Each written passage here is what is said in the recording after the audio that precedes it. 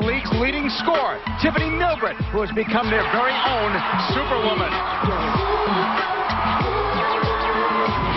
The Washington Freedom have their own Superwoman in Mia Hamm. The competitive team captain looks to spoil New York's playoff hopes.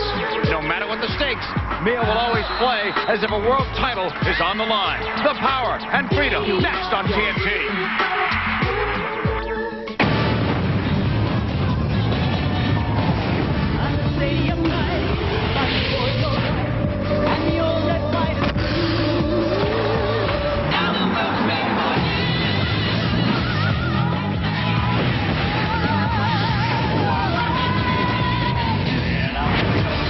We're coming to you today from the campus of the U.S. Naval Academy in Annapolis, Maryland. It's the last game of the regular season for these two teams, the New York Power and the Washington Freedom. And while the Freedom really don't have anything to gain from this game, for the New York Power, a win or a draw gets them into the playoffs. A pleasant good afternoon, everyone. Welcome to Annapolis, along with Wendy Gabauer. I'm John Paul Della Camera. The way the Power were playing early in the year, Wendy, who would have thought it would come down to this? You're right, JP. They were leading the league early on, and really they've had a bit of a slide, and they've kind of put themselves in a bit of a predicament trying to secure a playoff spot. Well, they could finish in third, fourth, or even out of the playoff race, but where would they be without Tiffany Milbert this year? JP, I got to say, they'd probably be in trouble. She's leading in goals and assists, and she's scoring from everywhere on the field. This is an opportunity here to see some magic from out wide. Side netting, unbelievable. But we all know what she can do when she gets in the box and takes players on 1v1. But it's her finishing touch that makes her so unbelievable. And then we all see her when she gets on the edge of the restraining line. Forget about it. You can't catch her because of her speed. But let me also point out, look at this one-touch volley shot. And let me point out, folks, that's with her left foot. And 5 years ago, she did not have a left foot like that. We have Tiffany Milbert mic'd for today's game. If she's nervous about it, she's not showing us.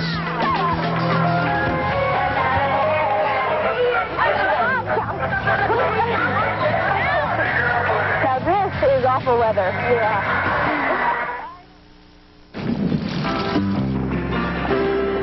The raindrops keep falling on my head, but that doesn't mean my eyes will soon be turning red. The Sonata from Hyundai, with the freedom of America's best warranty plan. 10 years without a care in the world. Nothing's worrying. For a limited time, get the Sonata with automatic transmission at no extra charge. There's more to girls than meets the eye. We're strong and beautiful. No lie, soft and dry is that way too. Strong and beautiful, just like you. A strong dryness ingredient and skin conditioners keep you softer, drier, strong and beautiful, just like you. It's like flick, doing, swoosh. Whoa. Cool. Flick. New clarifying toner from Clean & Clear. Doing. The vitamin-enriched formula cleans deep, Swoosh. helps clear skin, Whoa. and won't overdry. New clarifying toner. Clean & Clear and under control. With an ordinary ultra-thin, leak is a 4-letter word. Ooh. Stay Free introduces The only ultra-thin with 4-wall protection against leaks. 4 letters meet 4 walls. new Stay Free Ultra Thin.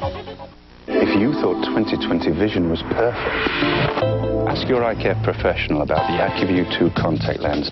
7 out of 10 who wear it see better than 20/20. AccuView, advancing the science of sight.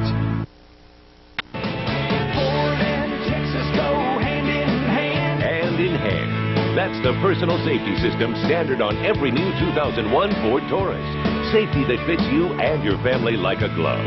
Sensors that know where you're sitting. Airbags that react specifically to you. Now with 0.9% financing or $2,000 cash back. With a 5-star safety of Ford Taurus, see your Texas Ford dealer today, and you'll see Ford is the best in Texas. The Diamond Jewelry Factory. The Diamond Jewelry Factory. Diamond can say so many things. All the emotion that story brings. Now there's so much more that you can tell, since we manufacture what we sell. The Diamond Jewelry Factory, before the diamond in the sky. Welcome back, everyone, to picturesque Annapolis, Maryland. This is the sailboat capital of the world, and if you don't believe it, take a look for yourself. We're getting ready for soccer. Starting lineups being brought to you by Clean & Clear. Here's Washington. And for Washington, keep your eye on number 9, Mia Hamm. She's the star for this team, and she's really going to try and lead them with a lot of pride today. Well, one of the players that Hamm will not have to worry about is Christy Pierce. Tough loss in the Carolina game, a torn ACL. So Christy Pierce done for the year. That would force some changes in terms of New York's lineup. Or Sarah Whalen a change. In regards to those changes, that's right, JP. Number 7, Sarah Whalen will move back. She's shown that she's very versatile, can play anywhere on the field, but she settles in as the right back, trying to fill some big shoes in Christy Pierce's absence. Sarah Whalen and others will be concerned about Mia Hamm. As for our audience, it's our last chance to watch Mia in this regular season.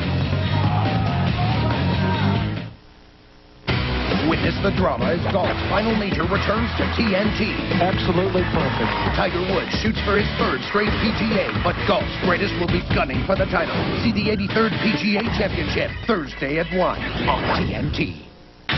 During Gallery Furniture's super sale on solid wood furniture, the one thing you can't buy is a frustrating backward slip. No backward slip in Gallery Furniture during our super solid wood furniture sale. Buy beautiful solid wood bedroom furniture, dining room furniture. Buy solid wood home office furniture.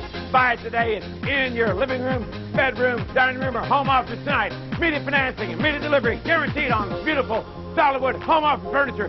Solid savings on solid wood furniture. No back order. Gallery saves you money. Time Warner Cable gives you more great channels on every TV in your home. I couldn't believe how much the satellite company wanted to charge me for service on every TV set in my house. The satellite dish is so expensive. I have to pay for activation, installation, and extra equipment, too. With Time Warner Cable, there are no extra costs to get great channels on all my TVs. So my family gets everything they want for one low price. Time Warner Cable, the very best in TV, keeps getting better. Welcome back, everyone, to Annapolis, Maryland. Due to a scheduling conflict at RFK, they moved the game here, but this is obviously considered a home game for the Washington Freedom. And the Freedom playing in this one for pride, whereas New York, a lot at stake. A win or a draw gets them into the playoffs. You can also hear the play-by-play of this telecast in Spanish by selecting SAP on your television remote. We're underway. Washington's in blue, New York in white. Settled there by Emmy Barr. Up to Milburn. Barr looks, they were looking long for Hamm, and it's broken up by Esposito. Jans had it blocked out. A throw-in coming up. We'll see how the pressure builds here with New York, because they have everything to gain and also everything to lose. You're right, JP. A winner or tie gets them in, and we've heard from a system standpoint they're going to play a 4-5-1 as opposed to their normal 4-4-2, with Milbert coming back into the midfield a little bit more. Now, in my opinion, that actually plays into DC's strength, because if you pull Milbert away from the goal, she's obviously not going to be quite as dangerous. So we'll have to keep an eye on that. That's an interesting storyline. Baumgart's pass. Picked off. Here's New York. Fettig leads it to Tammy Pierman. Right now, she's listed as the lone striker. Emily Jans kept it in on the right wing. Looking to lead it. That's broken up. Freedom will clear over the halfway line. Looking over the shoulder. Fettig. Now Fettig leading this team in assists. That could have been a giveaway, and now it is. Hamm scrambles for it. Team captain plays it back to French, who wore the armband last week in Mia's absence. We've got a throw in for Washington. A pretty unusual pass early on by Fettig. She's normally so precise out of the back. Surprising to see her give that ball up to Milburn. Almost a square ball. She tried to serve across her own defense. So maybe some nerves. Stacker will play it over on the far side. Skylar Little. Jen Grubb advancing. Going out wide. Milburn scored the lone goal last week in the loss against Atlanta. That one apparently deflected off Milburn. So Gao Hong will put it back in play with a goal kick. A couple of goals this year for Tracy Milburn. One against Boston, and then the one last week. Third minute of play. Milburn getting a little more time today. Pertinha sitting on the bench, same with Rosalie. The Brazilians have been a disappointment this year for Washington. You know, and those players are really players that this franchise was relying on. You know, obviously the key you know, franchise players. And when those players haven't contributed as much as expected, you know, that makes sense to me that, you know, DC got knocked out of a playoff spot earlier. We've got a foul call by Kerry Seitz, today's referee. Milburn plays it up quickly. Milbert, even though she's in the midfield for now, will have the green light to go forward whenever and may switch spots later with Pierman. Well, she likes to come back and get the ball out of the midfield. I just think that it puts her at a disadvantage as far as a scoring opportunity. Tougher to create on her own from the midfield. She tried to set up Pierman. It comes back. That's Jen Lawler, who's a good creator. Picked off by Grubb. On Nielsen. The Danish midfielder finds Pierman. Tammy Pierman out wide to Sarah Whalen. Whalen running it into traffic. It's deflected free, and the Freedom will take it out. One of the things that we've criticized a lot is the fact that teams have not gotten width in their midfield, and both teams here today are trying to play with some width in their midfield. And we should point out the actual width of this field is unbelievable. It's one of the widest fields. Is it the widest field, JP? Do you know? 73, right? Right, 73 yards wide. So much wider than most of these teams are used to playing on. So more important to use all the space and let the ball do the work for you. Should be an advantage for New York because even with Pierce injured, they're considered the fastest team in the WUSA. The windows are off. Throw-in coming up from the far side.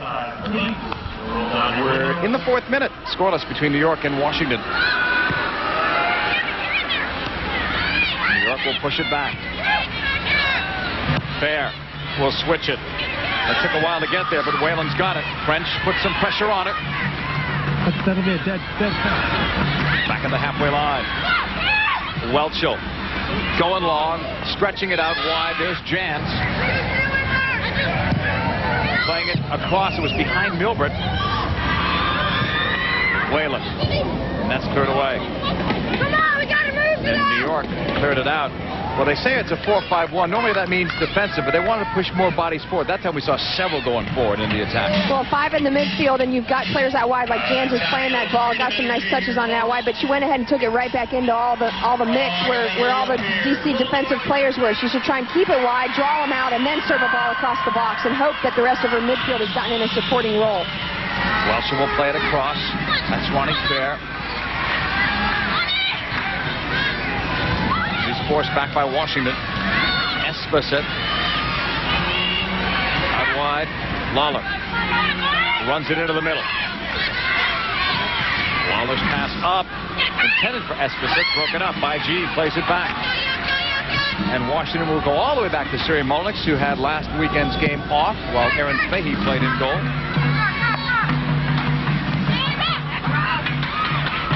Grubb comes back for the ball, picked off. New York taking advantage or trying to of that giveaway. Back to Esposito. The long ball over the shoulder. The captain's after it. Milbert's cross is low. Picked off and cleared away. Off the touch of Michelle French, and it deflects off Whalen out for a Washington throw. And the WUSA on TNT is being brought to you by Hyundai, proud to be a charter sponsor of the WUSA. Hyundai is backed by the Freedom of America's Best Warranty, the Hyundai Advantage, and by AccuView brand contact lenses, advancing the science of sight. The speedy Milburn against the speedy Whalen. Milburn to the byline, and Gauhong stopped that before it became trouble with Mia Hamm lurking on the doorstep. 7th minute. Scoreless from Annapolis. Here's Lawler. Fair. Moving it up. Nielsen. Jen Lawler. Started here on the injury list. On again, off again starter. Out it goes for a Washington throw-in.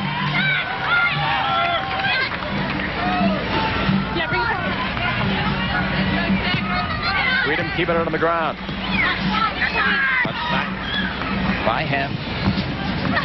New York gave that one away. Another throw-in for Washington, much deeper. Jim Gabar to the left, Pat Farmer to the right. We will chat with both coaches today. Home team first. We'll be chatting with Jim in several minutes. Contact on the sideline. 2 players down. Where's the ball? Foul was called by Carrie Seitz. It goes against New York. Quick free kick towards Milburn. Welchel is over there. And Welchel cleared it out. Tried to play it safe. It's still a throw-in for the Freedom. Welchel now settling in as a defender. She played a good part of the year as a midfielder. She moved back when Esposito moved into the middle. Throw in for the Freedom. We're in the 8th minute. Milburn wide. Giving it back. And try to go in with it. It's played back. Here's Baumgart. Sliding pass blocked, cleared by Esposito up for Pierman, who was by herself that time. Played upfield by Moore. That was well done. This one gets behind the defense for Ham. Mears cross, and it got by. Here's French with some time. The shot is right at Gauhong. Now Washington could have had the game's first goal here in the 9th minute. And they had the players committed to the attack. Of course, French was the one that ended up with it, but that was a beautiful ball by Ham, one of her traditional runs, getting behind the defense, and a great serve by Baiji. Here's Barr sticking in, almost winning that ball. Good recovery from Milburn. French. Here's Mia. Down she goes. She'll draw a free kick. And Welcho won't be happy with that foul. He does it every time. Mia Hamm and company will have a free kick from about 30 yards out. That's what I'm saying. I'm sure he's getting up slow. You know, I wonder, a couple of these falls that she's taken this season, I've heard that she's fallen on her shoulder. You see her kind of stretching her, swinging her arm around there, trying to loosen that shoulder up. Well, Mia can score from here. You've got French there as well as Baumgart. Should be a decoy. It is. It's Mia. What a strike! Gauhong got there to the near post and made the play. Gauhong has seen that Mia Hamm shot many times. Boy, and it would take the athleticism of somebody like Gauhong to get over there, because that ball was tucking. Looked like it was going to tuck right inside that near post. We're in the 10th minute. Scoreless. New York showing maybe a slight case of nerves. Pierman with a touchback, broken up. New York really hasn't established possession yet. They haven't gotten into a rhythm. JP, I agree with you. Washington's playing with no pressure, and they're playing for a lot of pride to try and finish this game real strong. And we're seeing a lot of attack out of them. And this was a set piece here. And look at Gauhong getting over there. Actually looked like that ball might have gone wide. That was our clear view provided by AccuView. Both of those players, Gauhong and Mia Hamm, have been in pressure situations before.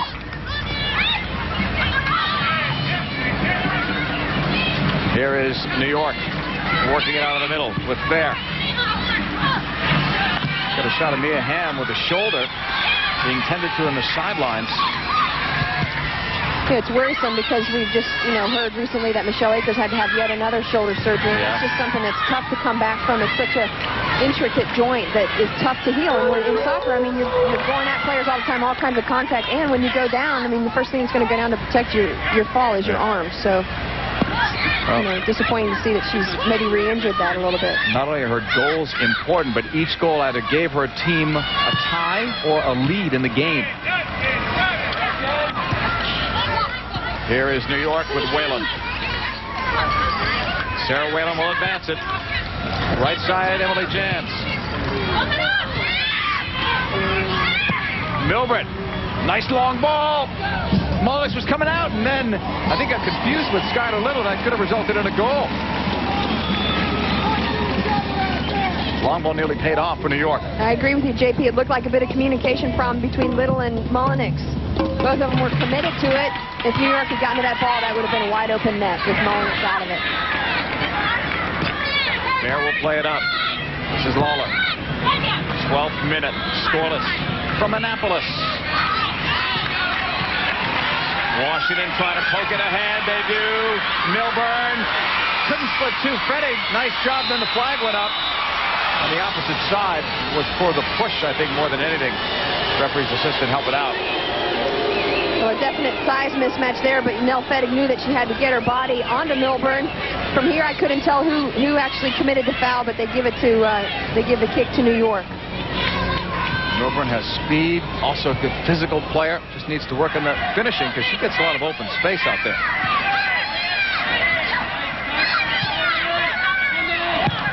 Whalen into the middle, looking for Milburn.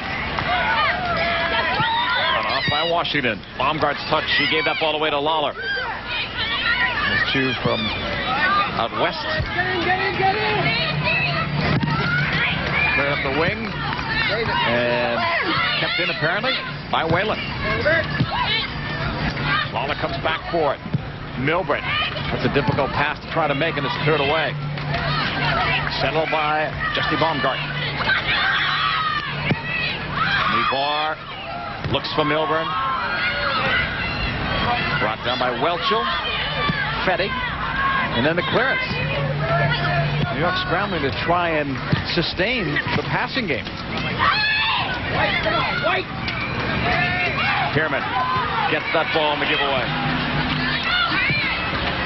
Long ball. Nielsen looking for Esposito. Missing in the dive was Barr.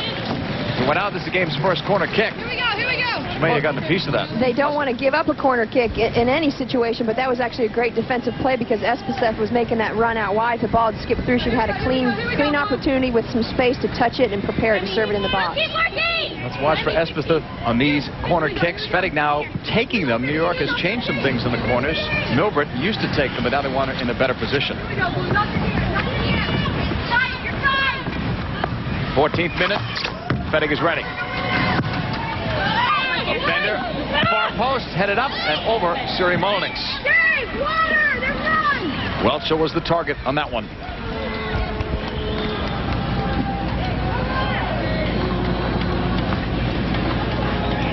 Still scoreless in the 15th minute. We remind you not to miss out on your chance to ask Mia Hamm a question live at halftime. All you have to do, send your questions to WUSA on TNT at AOL.com. The AOL keyword is WUSA. We'll be chatting with Mia Hamm at halftime. Foul was called there on Washington. 15th minute. Go back.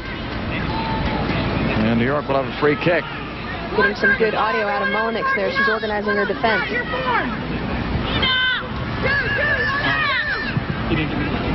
Justy, 2. First you go with Nia. Emmy, 16. Set for the free kick. Fettig pushes to the speedy Whalen. Nice tackle out by Michelle French. Throw in New York. Whalen to take it to the byline. Esposito. Out it goes for a goal kick for Molnix. 16th minute now. Still scoreless. A game that New York must win or draw to clinch a spot in the playoffs. Pat Farmer told us earlier they're not even talking about a draw. They're just simply playing to win, period. Clear it up. French. Esposito got a piece. The rest, it's Nielsen. Out wide, Ronnie Fair. Up for Pierman, who goes down as that ball is cleared up and into the stands. I think earlier on I mentioned that New York is coming out in a 4-5-1. I want to elaborate on that. On offense, they're actually, it looks more like a 4-3-3. So although a 4-5-1 sounds, following off of your comment saying they're just going for the win, a 4-5-1 would seem like a defensive posture. What they're requiring is their outside players to get into the attack. So high work rate that they're relying on out of them in order to get the numbers, but it does turn into more of a 4-3-3, which provides good numbers on the attack. They're struggling to score goals. Milbert's the only one that's really been scoring really all year, but especially lately. This team has only scored a couple of goals in their last 3 games, both by Milbert. 17th minute here. And another great thing to point out is that some people might be wondering what has attributed to the slide that New York has seen in the second half of the season. A lot of their goals against them have come in the last few minutes of the game. 80th minute plus, and teams are getting in on them and scoring critical goals, sometimes for the loss for New York.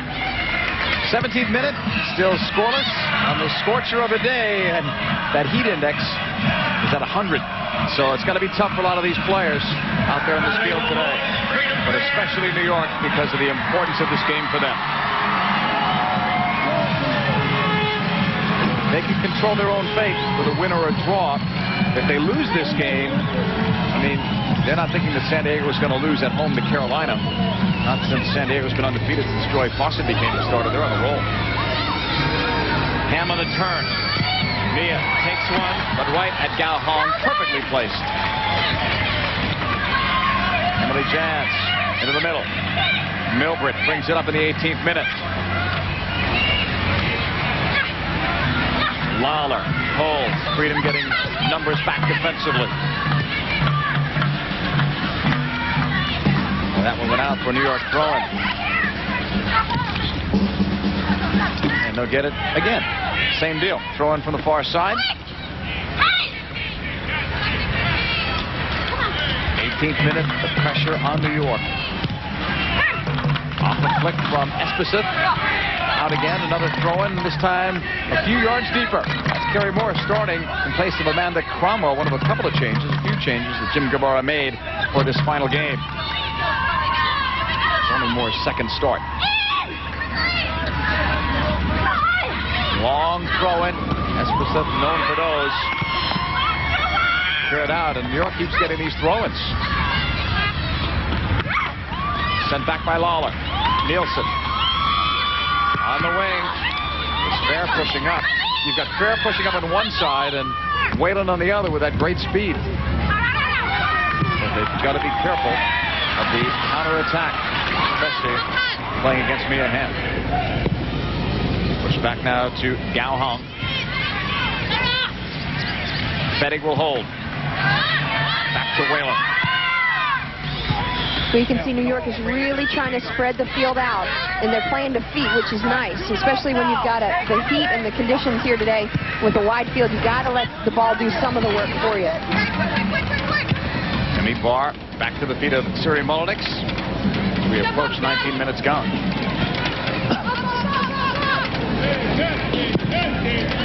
Molnix sending it long. At the halfway line, who wants it? Get a foul on New York. Washington's ball on the restart. Halfway line, played over. Pushed up by Stacker. Milburn. She's brought down. Free kick coming up for the Freedom.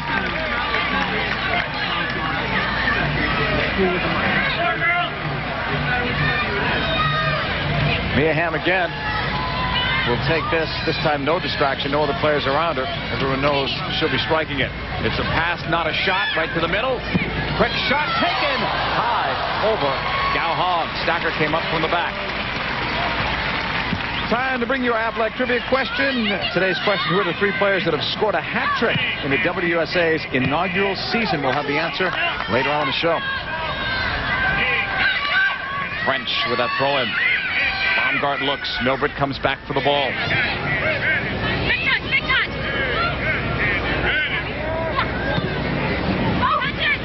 Out wide. Now to Pierman. Again, we have Tiffany Milbert Mike today. We will try to give you some of that audio later on.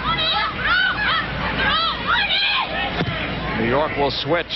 Well done. Stretching out that defense out to Whalen. Not wide enough. Now they go wider to Jans. She's trying to lead it for Milbert. Milbert wisely held up. You're talking about conserving energy. You've got to know at some point, don't go for a ball like that. Right, and I've mentioned it earlier in the game, a bit critical of the fact that they've got her back in the midfield. If I was New York and she's the player that's scoring the goals for them, I'd let her be that lone front runner up top when they're in the 4-5-1 scenario. And go ahead and find her, because Milbert's not the type of player like, what would be a great example of a front runner that's real fit, or even like a Foudy in the midfield who can run all day. If they're requiring her to run all day in the midfield, she's going to be really tired when she gets those fine chances to score in front of the net. 22nd minute. Washington with Kerry Moore on the ball. Milburn with her back to goal. Emmy Barr of Santa Clara to Michelle French. Cut off by New York. Fettig. Now it's Emily Jans. Nice turn just to receive that ball by Milburn. Lana looks up for Pierman. Right between a couple of defenders.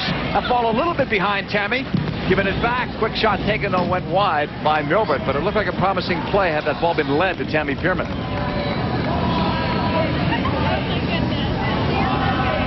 Today's WUSA Game of the Week is coming to you from the U.S. Naval Academy. We're in Annapolis, Maryland. Big game for the New York Power. Win or a draw gets them into the playoffs. As we said earlier, they control their own destiny. They've been led by that lady all year long, Tiffany Milbert. Can she do it again? Baumgart with a nice chip. Hamill right after this. Had to wait a step. Here's Mia with a low shot. Oh, it didn't miss by too much. The finesse of Mia Hamm nearly resulted in the game's first goal. Well, Hamm is the player that's playing on the edge of her restraining line for DC, and she gets in and just tries to slot it with a nice finish to that far post. She's so dangerous. Take a look here. Look at her taking this ball down here. She's got pressure on her. She just tried to take a nice shot to that far post. Galhung had it covered. Good chance, though, for DC. Sarah Whalen holding. And much like last week, DC giving a good account of themselves here early on. No pressure, though, on them. Esposito. Going to the right side. Jans. The cutback. Lawler. Long ball from Esposito. Mullet changed her mind about coming out. Milbert now again at wide of the box. Going inside the 18. Nice ball back. Quick touch. A diving Mullet save. And Nielsen was pushing up. Nice ball back from Milbert. Very nice. She looked up. She knew that she didn't have a shot from that angle. That's an impossible angle to score from for most people. So she looked and she had a great trailing run by Nielsen at the top of the box. Whalen on the chase.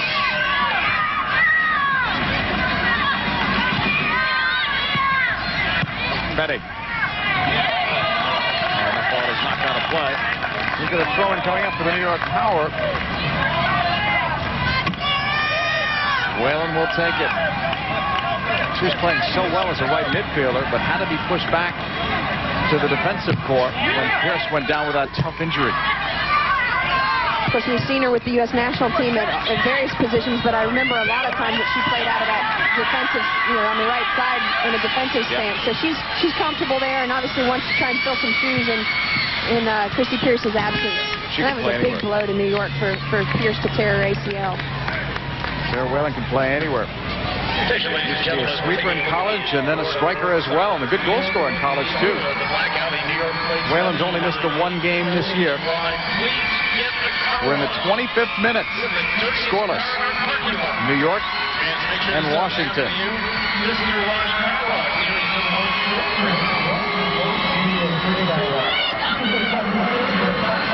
Coming up to the left side. Here is Lala on the far side. We'll make it fair. Looking. Pierman will chase it down. And it's going to be knocked out. Throw-in coming up in the far wing. New York in the offensive third in the 26th minute. Tickets are available through Ticketmaster or by calling 1-800-US-4-NAVY. Lawler holds. And Lawler trying to split two. That's broken up. Washington knocking it. It'll stay in play. And Washington with 5G will play it upfield.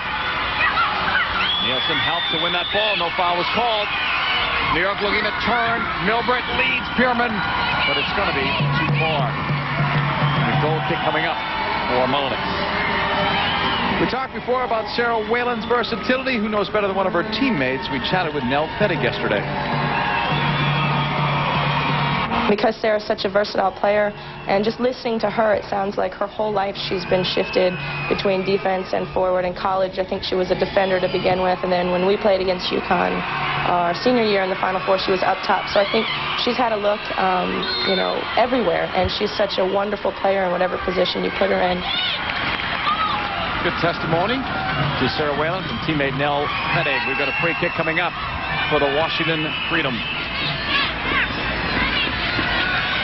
And they'll move it up the middle. Long ball towards Michelle French, and the offside flag goes up on the Freedom. So New York's ball, 27th minute. Still scoreless from Annapolis.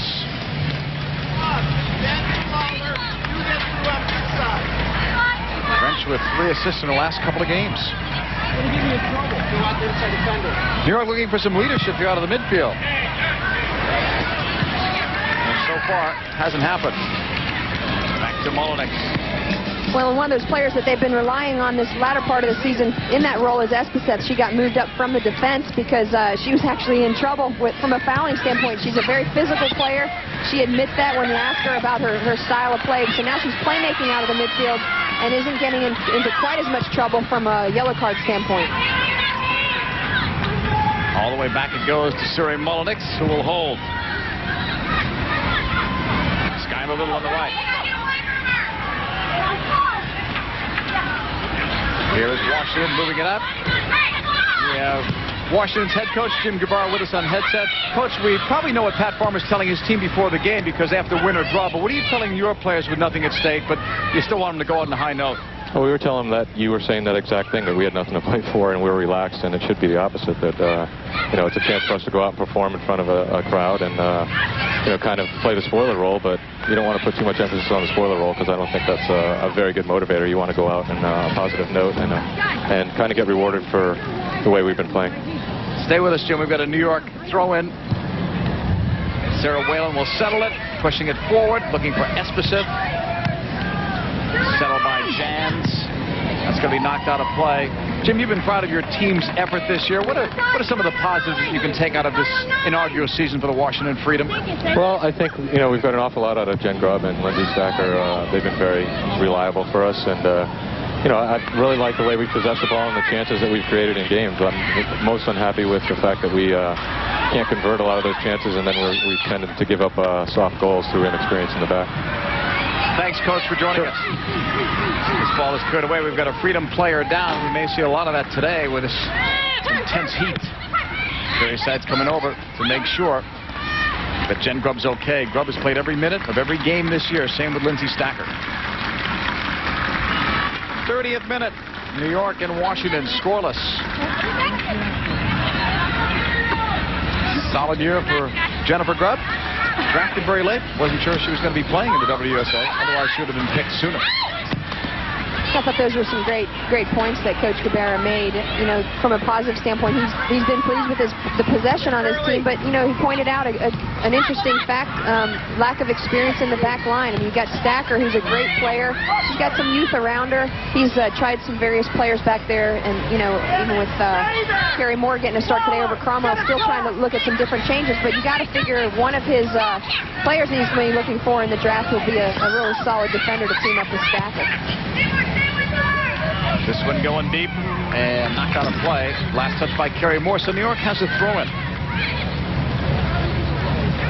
And Gro Esposito will come over to take it.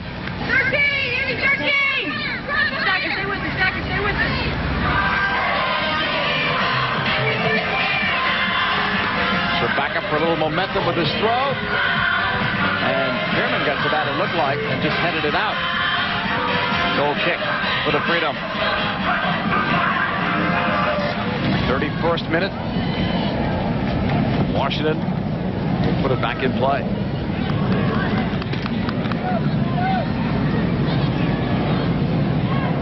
I'm sure New York was hoping for an early goal, get a little confidence going, get a little rhythm going. They haven't had that. The good thing, though, for New York, they haven't given one up either. A couple of bounces to Ham. Milburn with her speed, but it's picked off by Whalen. Right side, Jans. Emily Jans out of the University of Maryland, so a local product. Now it's touched over to Pierman from Lawler. Tammy Pierman will have a go at goal, but it's wide of the target.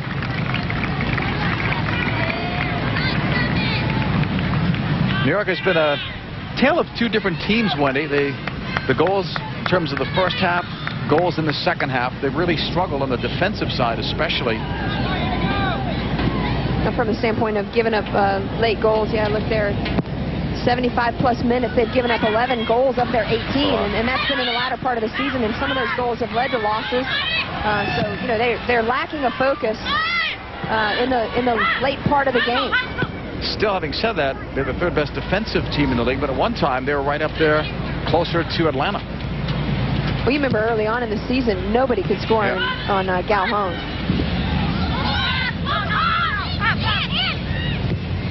From that far side, push back to Fair, and out it goes. Belongs to Washington.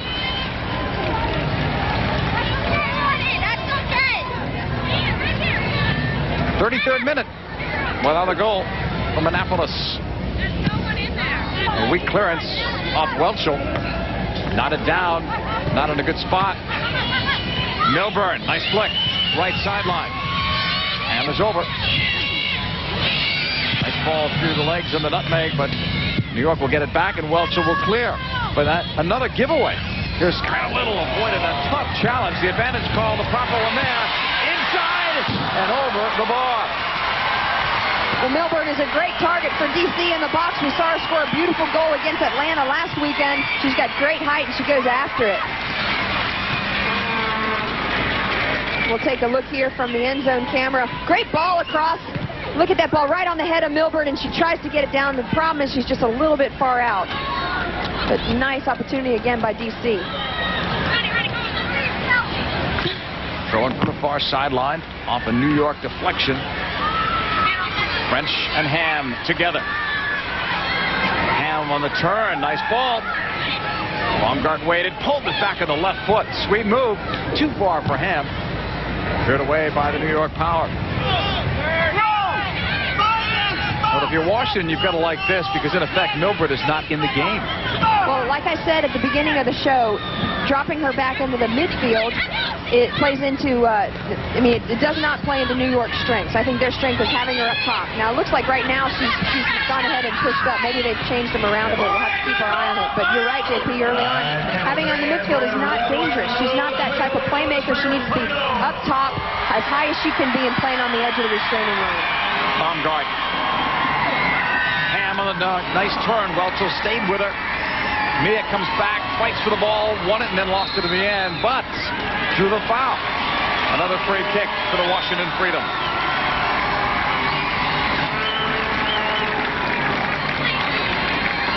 '35th minute. New York and Washington scoreless. Mia Hamm with 6 goals on the year. Getting ready. The interesting thing about this distance is it's sort of an in-between distance. She could serve at far post or try and chip it in, for someone else to finish. It's just a little bit out of her striking range, but anything about 5-10 yards farther in, we've seen her score a number of goals from that distance this year. Here's Esposito playing it up for Lawler. Out wide, fair. And the ball is going to be pushed out of play. Washington will have a throw-in.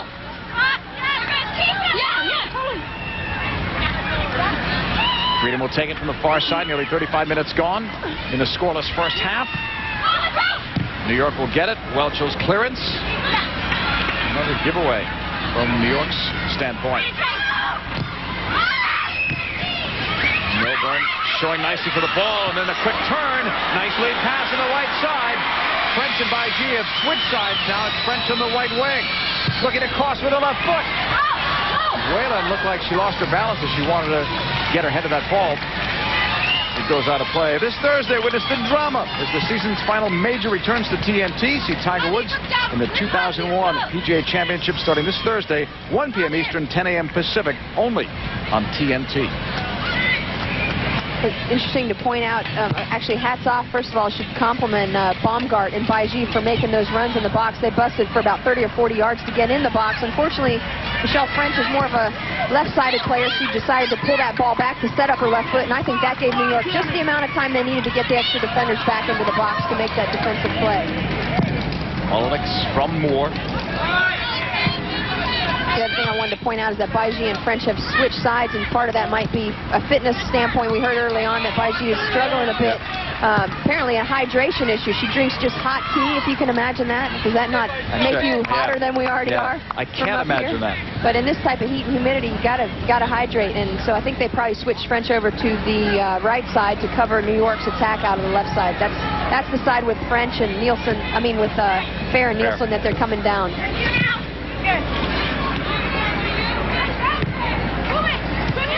Jans in the middle. Will push it back. 37th minute. Fettig to Whalen.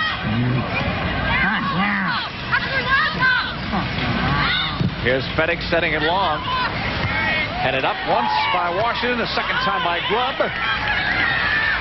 And on the touchback there, New York will get it back. Fettig to Esposito. Oh, she's got room. The bench was telling her to go. Milburn back to Esposito. Intended for Pierman. And it's played all the way back to Mullenix, 38th minute. New York has sort of been their own worst enemy today with all these unforced errors, the giveaways. I totally agree with you, JP, and they're not sharp. I think this heat's really getting to them. Turning is Baumgart. No one on her. Baumgart advancing about 10 yards. Nice cutback. the lead pass, and Ham was actually picked off by Welchel. Ham is instructing, that was a nice ball by Baumgart. Actually, Yep. Ham was hoping that Milburn was playing that higher role behind her to continue to make the run. Esposito pulls it back. Lawler feeling some pressure behind her, and Parrott already gone up. Ball goes back the other way.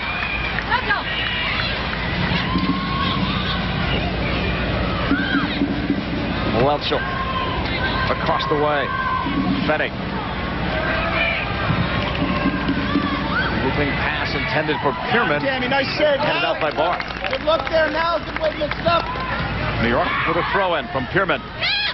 Tiffany Milbert looking, feeding it slightly behind Lawler, who'll lift it up for Nielsen. Cleared away, and New York comes away again without a shot. Milburn. Grub. Quick release. Ham was trying to split two defenders. Fair and Gao-Hong communicating, or maybe not. Gao-Hong will play it over. I think they were on the same page, but Fair didn't give her a good ball back. They certainly had time to communicate. Gal was laughing there. I think she's maybe a nervous laugh, saying, whew, glad I got away with that one, with Ham breathing down my neck. Emily Jans. Milbert was open. We're going to handball on Kerry Moore. Free kick New York. 40th minute.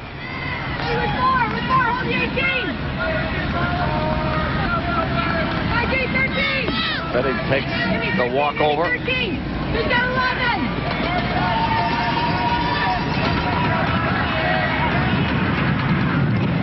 Fennig on the strike. Going inside. The header went wide of the target. Wide of Suri Molinix. Esposito.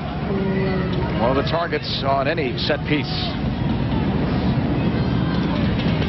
New York's got to find a way to get Milbert into the game, though. A 5-game goal-scoring streak ended last weekend when they were shut out by Bay Area. They could have clinched the playoff spot then. They could do it today with a win or a draw. This one is cleared back the other way and out. The throw-in coming up.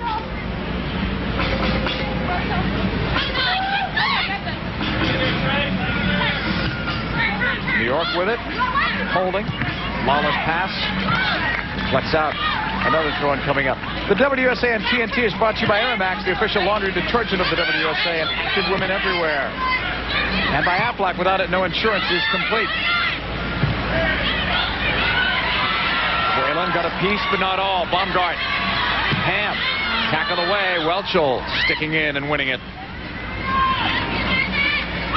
41st minute. New York looking for a quick break. They had Milbert up the middle, but the ball went the other way. Chippy, I think Milbert is exhausted. I think just with this heat, it may have been, you know, we'll have to follow it and see what happens, but I think having her in the midfield, of course, here she goes on the attack. I'll finish my point in a second. This ball coming across, and Molinix will stop it. I think having her in the midfield has exhausted her. I mean, all the players are playing a little bit, they just look tired, and I know it's because of the heat and humidity. Look out below, Milburn and Gao-Hong, who couldn't handle the ball there. Gao got enough of it with her foot to avert the danger. We're going to foul anyway, apparently on Milburn. And I think it was the slide. She probably went in cleats up. That would have been disaster for New York to give one up late in the first half. Take a look. Actually, that's just after the play there, but you could just barely see Milburn coming in, and she slid in. JP, I think she slid in cleats up, and they're gonna play that advantage to the goalkeeper. They usually do try to give the goalkeeper some protection. Lawler will push it wide. Ronnie Fair. Welchel. Lawler's touchback. Nielsen. Good idea on the switch. Whalen controlled it, played it up right side to Pierman. Tammy Pierman running at the defense of Emmy Barr. Barr staying with her. Pierman, nice recovery from Barr. Just when it looked like Pierman got the jump. And the second corner kick coming up for New York. Hey, Freedom fans, please turn your attention to our video board. How about a big Freedom cheer for Kerry Birch, our small fry of the 43rd minute. Great opportunity late in this first half. Some of the players to keep your eye on are going to be coming from this position back here, making some runs into the box. One of those players will be Esposito. as well as Christy Welchel, number 2 on white. And Pierman's going to be making more of a near post run. Betty played it back short corner. They've worked on this in practice. Whalen will play it across.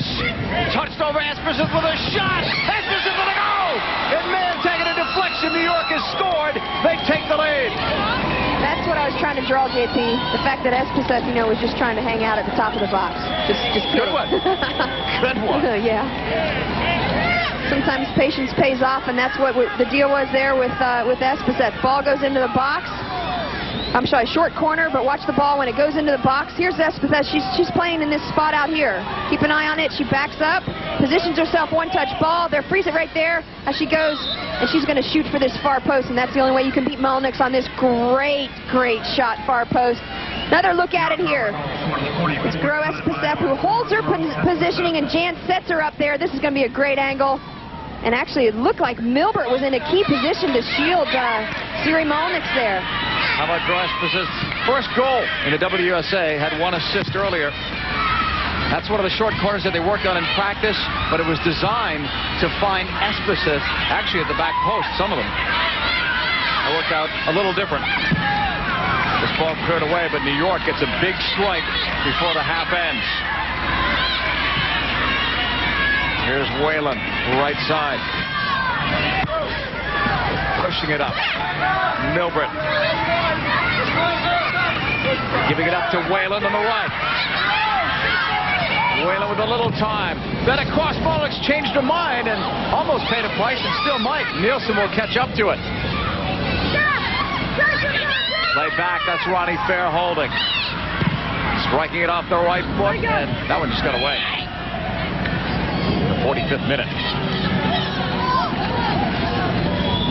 Well, New York have done well when they score the game's first goal. They've not been a good come-from-behind team, but when they score first, could be trouble. Well, if they can combine that with holding on tight for the last few minutes of the game, if it's still 1-0, then they should come away with the win. Molix will clear.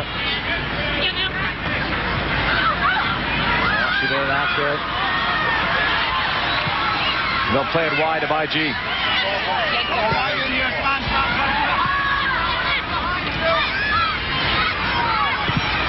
Switched over by Moore. Sky Little is there, but that'll do it. First half will come to a close as New York has a 1-goal lead over the Washington Freedom. And that is the lady we'll be chatting with at halftime. We'll be talking with Mia Hamm. We'll have the Wendy's. I'm looking forward to that one myself. Plus, first half highlights when we come back to Annapolis. The Power lead it 1-0 over the Freedom.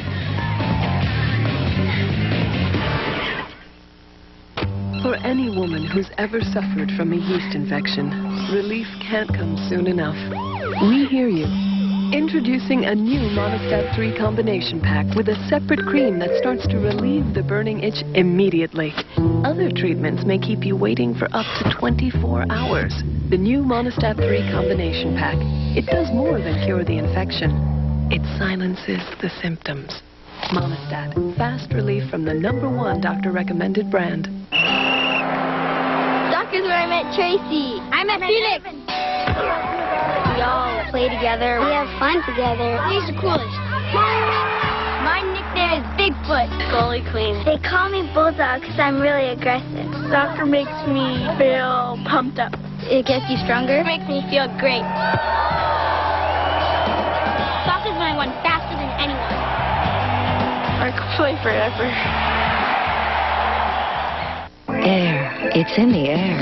Carefree breathable panty liners keep you fresh and dry. They're the only ones with air spun, a unique layer that lets air through. Every day, be fresh. Be carefree. There's more to girls than meets the eye. We're strong and beautiful. No lies, soft and dry is that way too. Strong and beautiful, just like you. A strong dryness ingredient and skin conditioners keep you softer, drier, strong and beautiful, just like you. It's the year-end model closeout at DeMontron Volkswagen. Right now, get $2,000 to $4,300 off any Volkswagen in stock. Drive home a hot new Beetle from DeMontron and save $2,000 to $2,700 off MSRP. Come to DeMontron Volkswagen and choose any Jetta and take advantage of $4,000 off MSRP. That's not enough? All Passats are discounted an incredible $4,300 off MSRP. Huge savings on Cabrios and Golfs, too. Great prices, low financing, and huge discounts will save you thousands during the year-end model closeout at DeMontron Volkswagen. I-45 North, exit Air Tex. You're on the right track in your David Taylor Buick, that's a fact. Houston's best selection, your Buick connection. Come into David Taylor today. Test drive a new Buick and enter for your chance to win an authentic Buick golf bag. In your David Taylor Buick. Houston's hit music variety, Mix 96.5. Your favorite music from the 80s, plus more variety from the 90s and today on Mix 96.5.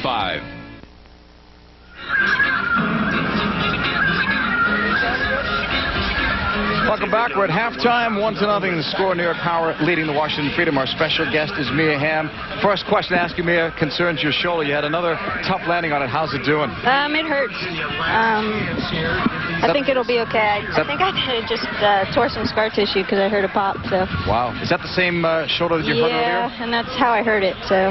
Wow. But I'll be okay, JP. We're going to have you do something not so strenuous. You've got your AOL mobile communicator. We'll get the question and answer from you. All right, Steve from Ohio wants to know what is the lowest score that I've shot in golf. And be honest. Yeah, if Wendy Gebauer is keeping score, I shot a 67. Wow. 67? No, it's 76 is my lowest score. 76. Thanks, Mia. Take care of the shoulder. Thanks, guys. Oh, that's an understatement, isn't it? About Mia Hamm. She is the best in the game offensively, although Tiffany Milford is trying to outdo her this season. We're coming back. New York leads at the half. You were awesome. Yeah, you saw my rebound? Okay, hotshot. Now you gotta clean up. New Clean and Clear Deep Action Cleansing Wipe with beta hydroxy for a deep down tingly clean. 1, 2, 3, 4. New Deep Action Cleansing Wipe. Clean and clear and under control.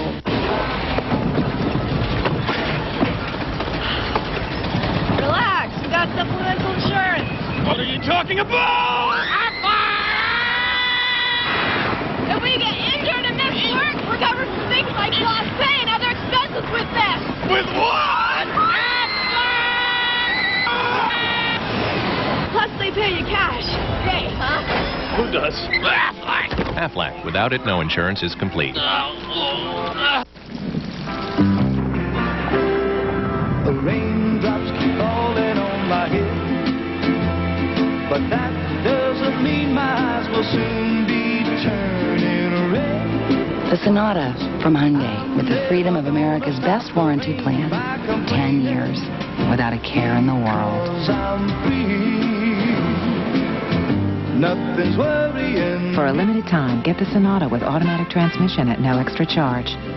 There's more to girls than meets the eye. We're strong and beautiful. No lies, soft and dry is that way too. Strong and beautiful, just like you. A strong dryness ingredient and skin conditioners keep you softer, drier, strong and beautiful, just like you. Welcome back, everyone, to the state capital of Maryland, Annapolis. We're on the campus of the U.S. Naval Academy, and at halftime of our WUSA Game of the Week, it's the New York Power leading the Washington Freedom by the score of 1-0 on a goal by Gro Espeseth. Welcome back, everyone, to Annapolis, along with Wendy Gebauer. I'm John Paul Della Camera. Well, the NBA have their end-of-the-season awards. They call them the Hubies. Not to be outdone, we have the Wendy's. How about that, JP? What's that? Pretty nice, yeah. Huh? Well, obviously, we've got some awards, you know, great first year in the league, and the Coach of the Year goes to Ian Sawyers. Most impressive is the second part of the season, 9-2-2, since he sorted some things out, and he's done a great job with the Bay Area. Offensive Player of the Year goes to Charmaine Hooper, and really kind of a late pick because of her 5 goals in the last 2 games, which allowed Atlanta to have the first place position in the league. And she's just tough to deal with. Defensive Player of the Year, Doris Fitchen of Philly. The most impressive thing here is look at the record for Philly when she's not on the field. European Championships took her away as well as an injury, and some of her physical play we get to see here, and she just loves to play make out of the back, a great leader. Goalkeeper of the Year has to go to Lakeisha Bean of the Bay Area. Leads the WUSA in saves and shutouts, and she has a consecutive shutout streak, which I believe may never be broken. Just a great season for Lakeisha Bean. And MVP has to go to Tiffany Milbritt She has led her team, the New York Power, in goals and assists, and also leads the league, and she's just had a fantastic year, and we're seeing some of that magic today. Some good choices, partner. Well, Milbert hasn't scored today, but her teammate Gro Espeseth has. Will it be enough? New York Power need a win or a draw to make it to the playoffs. They're up at the half. If you thought 20/20 vision was perfect, ask your eye care professional about the AccuView 2 contact lens. 7 out of 10 who wear it see better than 20/20. AccuView, advancing the science of sight. With an ordinary ultrathin, LEAP is a 4-letter word. Stay Free introduces the only ultrathin with 4-wall protection against leaks. 4 letters meet 4 walls. New Stay Free Ultrathin. Nobody understands your passion to play like Sports Illustrated for Women magazine. Whether you're trying to make the team or just staying fit, SI for Women is what you want.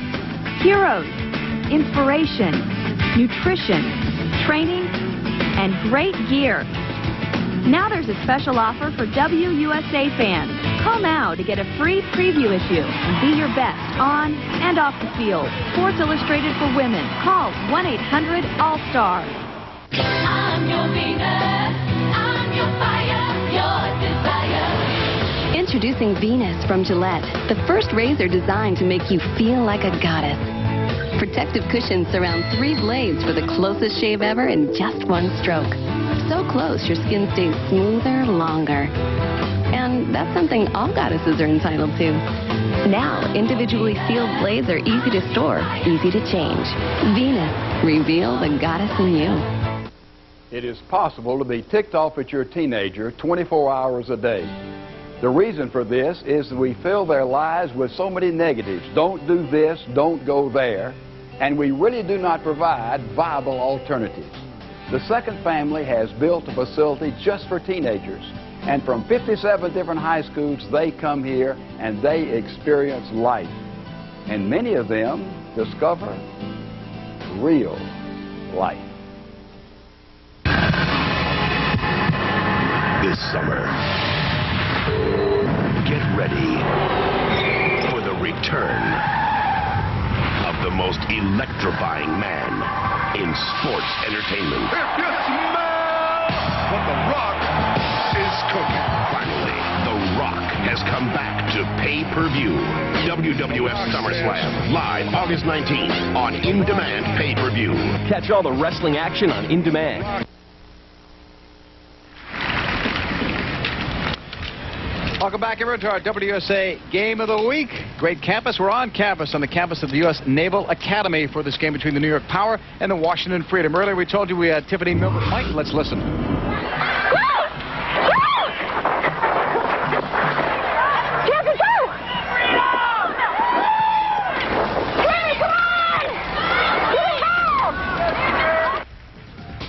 Here comes the goal coming up that New York scored. Watts, Gro Espeseth put everything into that shot, beating Suri Molnick's a nice screen. Come on, let's pick this up. Yeah, come on.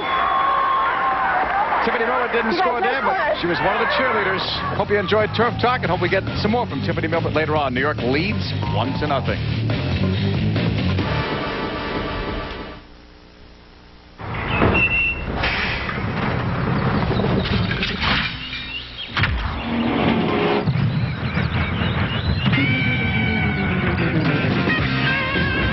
Santa Fe from Hyundai. Full-time 4-wheel drive, V6 power, and the freedom of America's best warranty plan. The Santa Fe. You're in for a long, smooth ride. It's like flick, doing, swoosh. Whoa. Cool. Flick. New clarifying toner from Clean & Clear. Doing. The vitamin-enriched formula cleans deep, Swoosh. helps clear skin, Whoa. and won't overdry. New clarifying toner. Clean & Clear and under control. Introducing new Era Max. I am a jungle gym. I am a trampoline.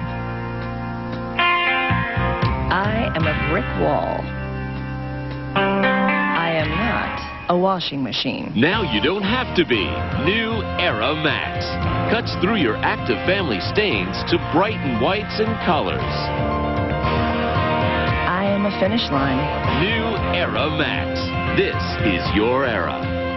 There's more to girls than meets the eye. We're strong and beautiful. No lies, soft and dry is that way too. Strong and beautiful, just like you. A strong dryness ingredient and skin conditioners keep you softer, drier, strong and beautiful, just like you.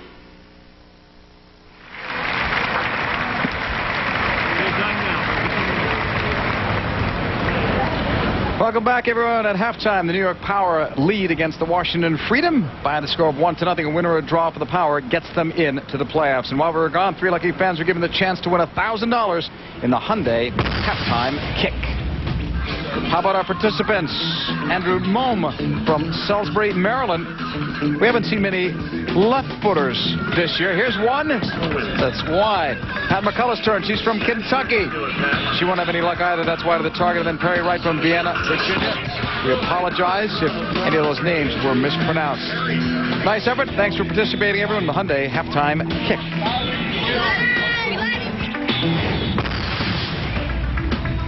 First half numbers show a fairly even game, but it might be misleading. It took New York a long time, Wendy, to get involved in this game. Well, the fatigue, I think, for both teams is an issue, but, you know, Gross-Bisseth finally steps up. We talked about her playmaking in the midfield. She has 1 shot and 1 goal. We mentioned if New York gets a win or a draw, they're in the playoffs. That's what's coming up very soon. In fact, the WUSA playoffs are coming up, and you can catch all of the action live on TNT. It's a semifinal doubleheader, August the 18th, beginning at 4:30 p.m. Eastern. Catch all the WUSA playoff drama here on TNT.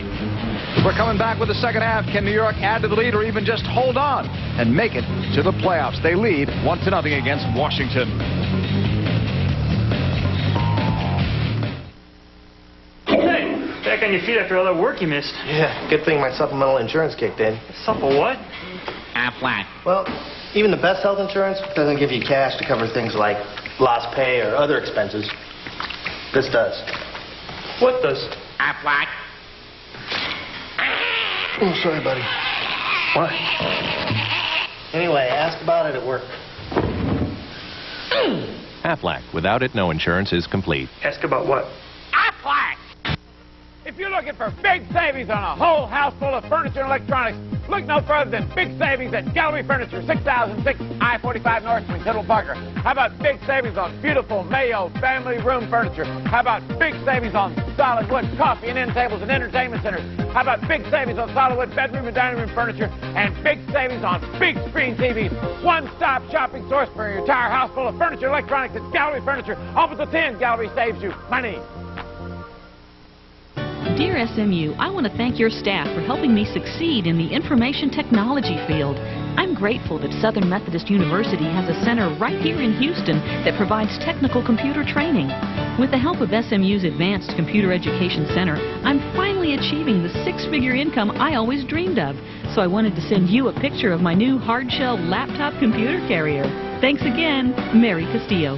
You too can upgrade your life. Call to reserve your seat at a free information session.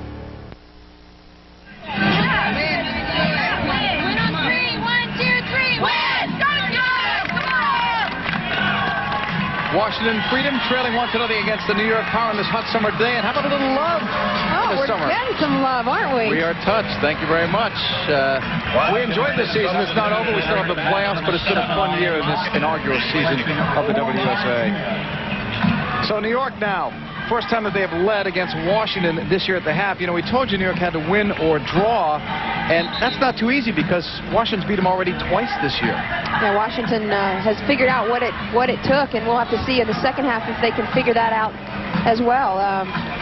They're doing a good job. They're taking it to them. Maybe some good news for New York. Bai G is out. Mackinnon is in. I say that because Bai G has scored 5 goals this year, 3 against New York, 2 of them game winners and both late. So at least they don't have to worry about Bai G. But that problem you were talking about before with the hydration may have come into effect. Somebody's got to get her to start drinking some water. Yeah. We didn't know that until yesterday. Jim Gabarra shared that with us. She'd be shocked at how good she'd feel. So, New York with another 45 minutes in what has to be the most important game all season. So Mackinnon is in for Bai G. She doesn't play the same position, so we'll see how Washington changes things. Mackinnon more of an attacking midfielder, could also play in that defensive midfielder spot. Nielsen. New York staying status quo for now. Here's Tiffany Milbert running it to the byline, and it goes on a play. New York with a lead. We'll see how they play it. I mean, with these conditions, they've got the winning road record when they're up at half. It's when they're trailing that they have some problems. But in this intense heat, they've got to try to keep the pressure on while at the same time conserving some energy. Yeah, they got to play smart, and they got to let the ball do a lot of the work for them. Because you got a wide field as well as high heat and humidity. The heat index is unbelievable down on the field. But the key is if you spread it wide, then play the ball to feet. Let the ball do a lot of work for you, as opposed to always leading people into space, because there's no way you can go for 90 minutes in that type of style. And New York appears to have changed the formation a bit with a 4-4-2 now instead of the lone striker. And we should point out that Milbert is one of the players that's playing up high. And I think that's smart for New York. She's going to cause DC some problems playing up in that position. We've seen it all season long. Tammy Pearman on the right side, looking, and that's broken up. Baumgartz pushes it back. Here's New York with it. Off Pearman's touch, Makinen, a Finnish international. Touched up to Makinen, and that's cleared back. New York gets it. Lawler, holding. Jen Lawler will play it back. Here's Ronnie Fair. Pushing it into the middle. Whalen from Fettig. New York trying to let the ball do some of the work. Let Washington chase. It's New York with the lead. Milbert looks to bring it down. Here is Tiffany running at the defense and then putting the brakes on. Needed some help. Won by French, and Milbert on the ground almost got possession for her team. Freedom will play it back. Skyler Little to the right. Milburn. It appears Milburn has dropped in a by G's role out wide. Ronnie Fair will hold. Back for Welchel, former All-American at Duke. Fettig. Now Whalen. New York's keeping it simple. As long as they can maintain possession and avoid those costly giveaways they had in the first half, they could be all right. They say that they almost give it away again. But it's going to be Gao Hong's ball to put back in play for the New York Power.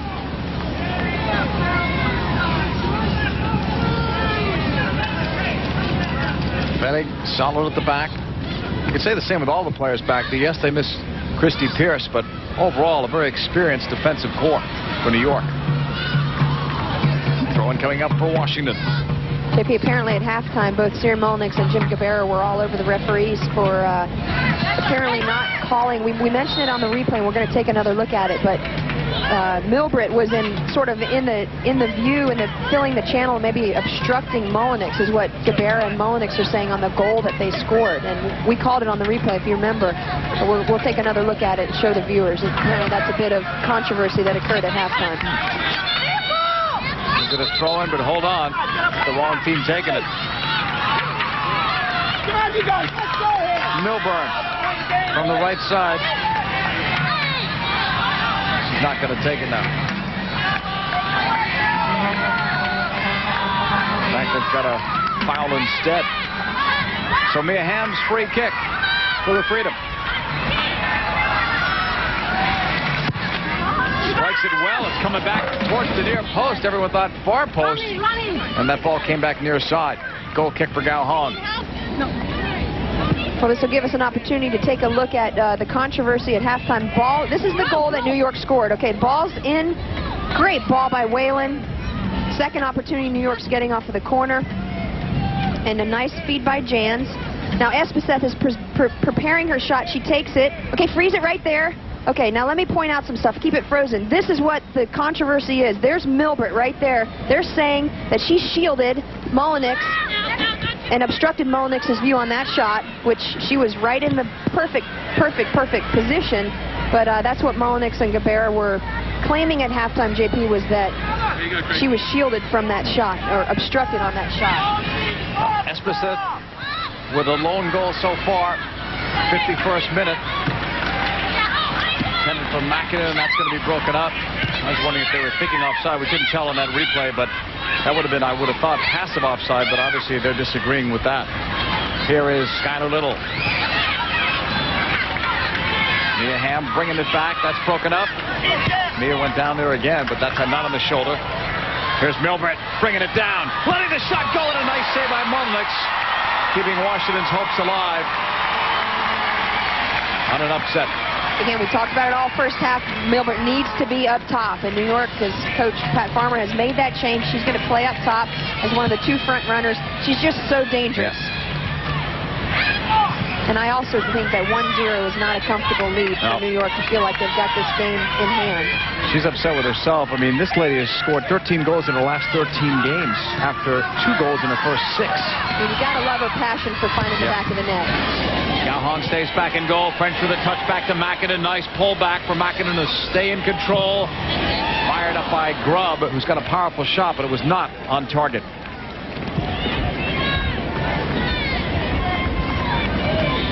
French, the assist leader, trying to make some things happen for the Freedom. New York will push it up to Jantz. Lawler to the back. There. Milbert. And Tiffany Milbert couldn't catch up to that. Quick throw in for Stacker. Moore will play it across.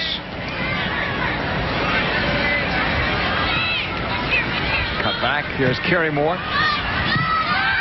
Blocked from Fettig. Moore bringing it back down again. She's out of William and Mary. Got a little back. The clearance up by Stacker. It's coming right back at her, but over.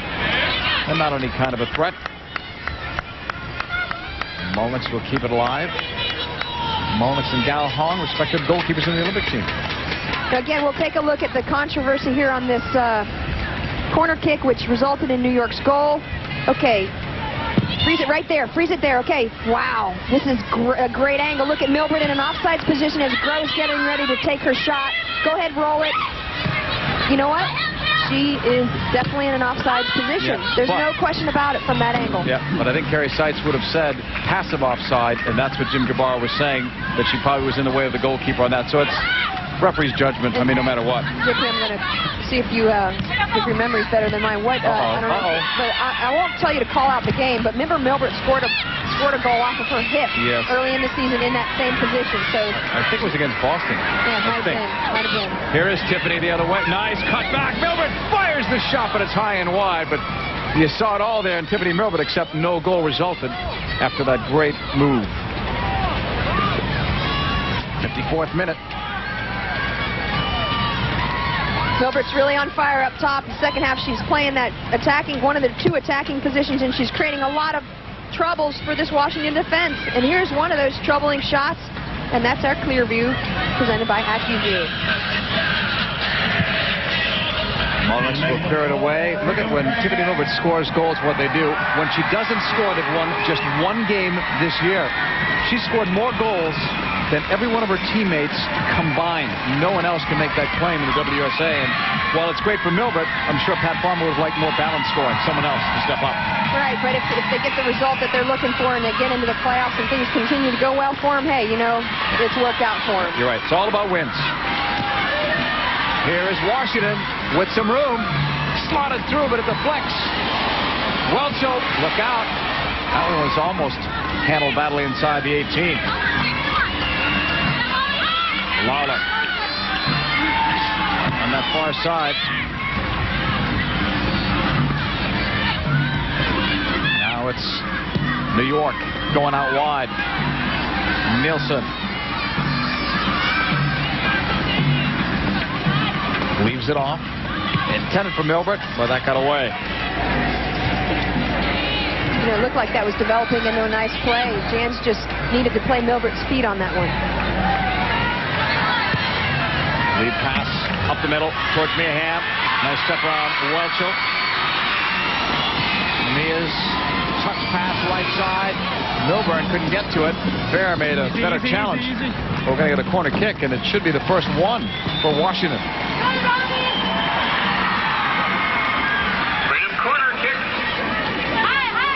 Ham's going over to take it. No, don't fucking tell me that. You cost us that goal. And you can hear her say, "You cost us that goal." Ham will cut it back. Here's French. Sending it across. Gao Hong will reach and grab.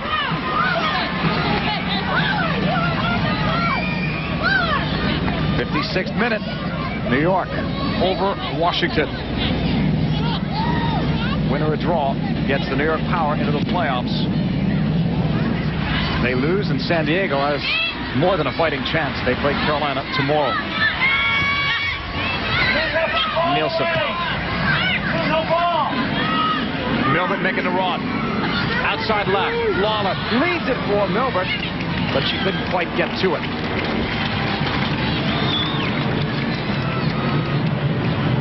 One of the reasons New York has done so well this season is because of the play of Gao Hung in the nets. Look at her follow this corner kick, come across, make the save. She's done a great job for New York. Washington will hold. Baumgart.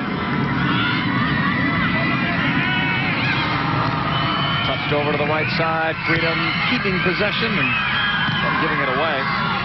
This one's knocked away and out of play. Throw-in coming up for Washington.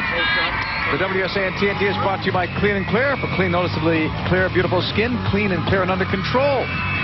And by Soft and Dry.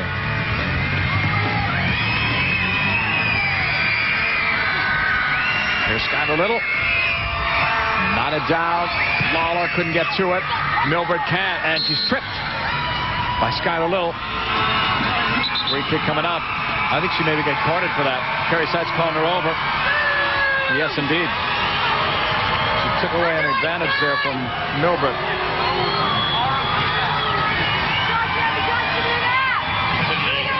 So the free kick is coming up for New York.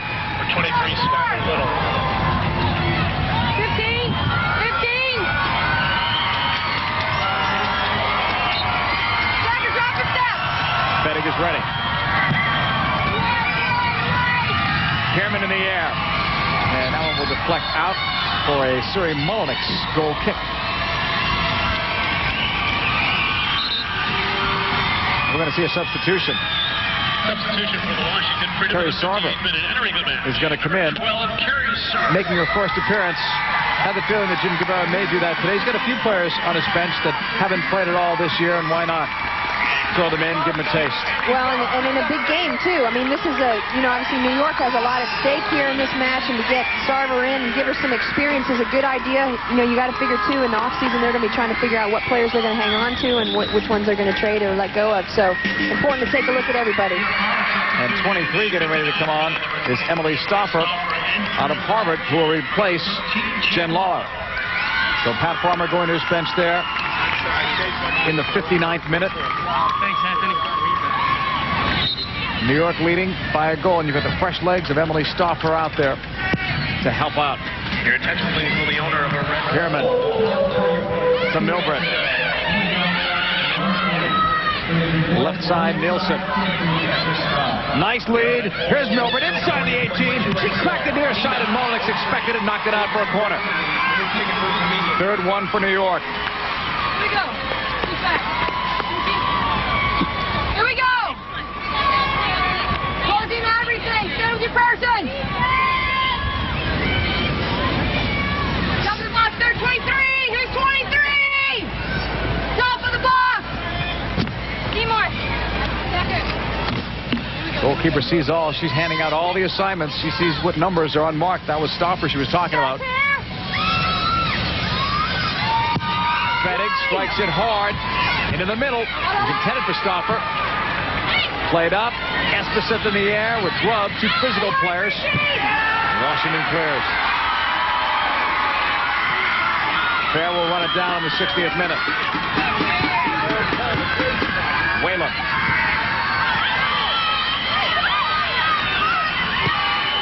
Calm and cool. Whalen played it back to Welcher rather than force that ball somewhere else.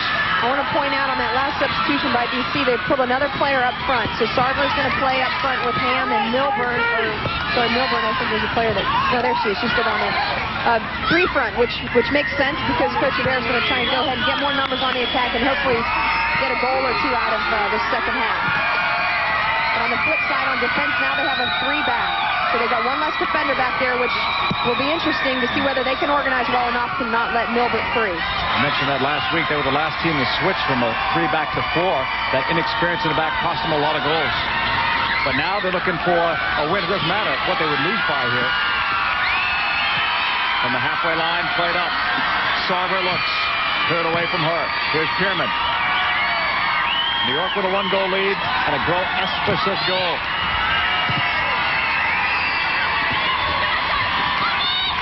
Pierman.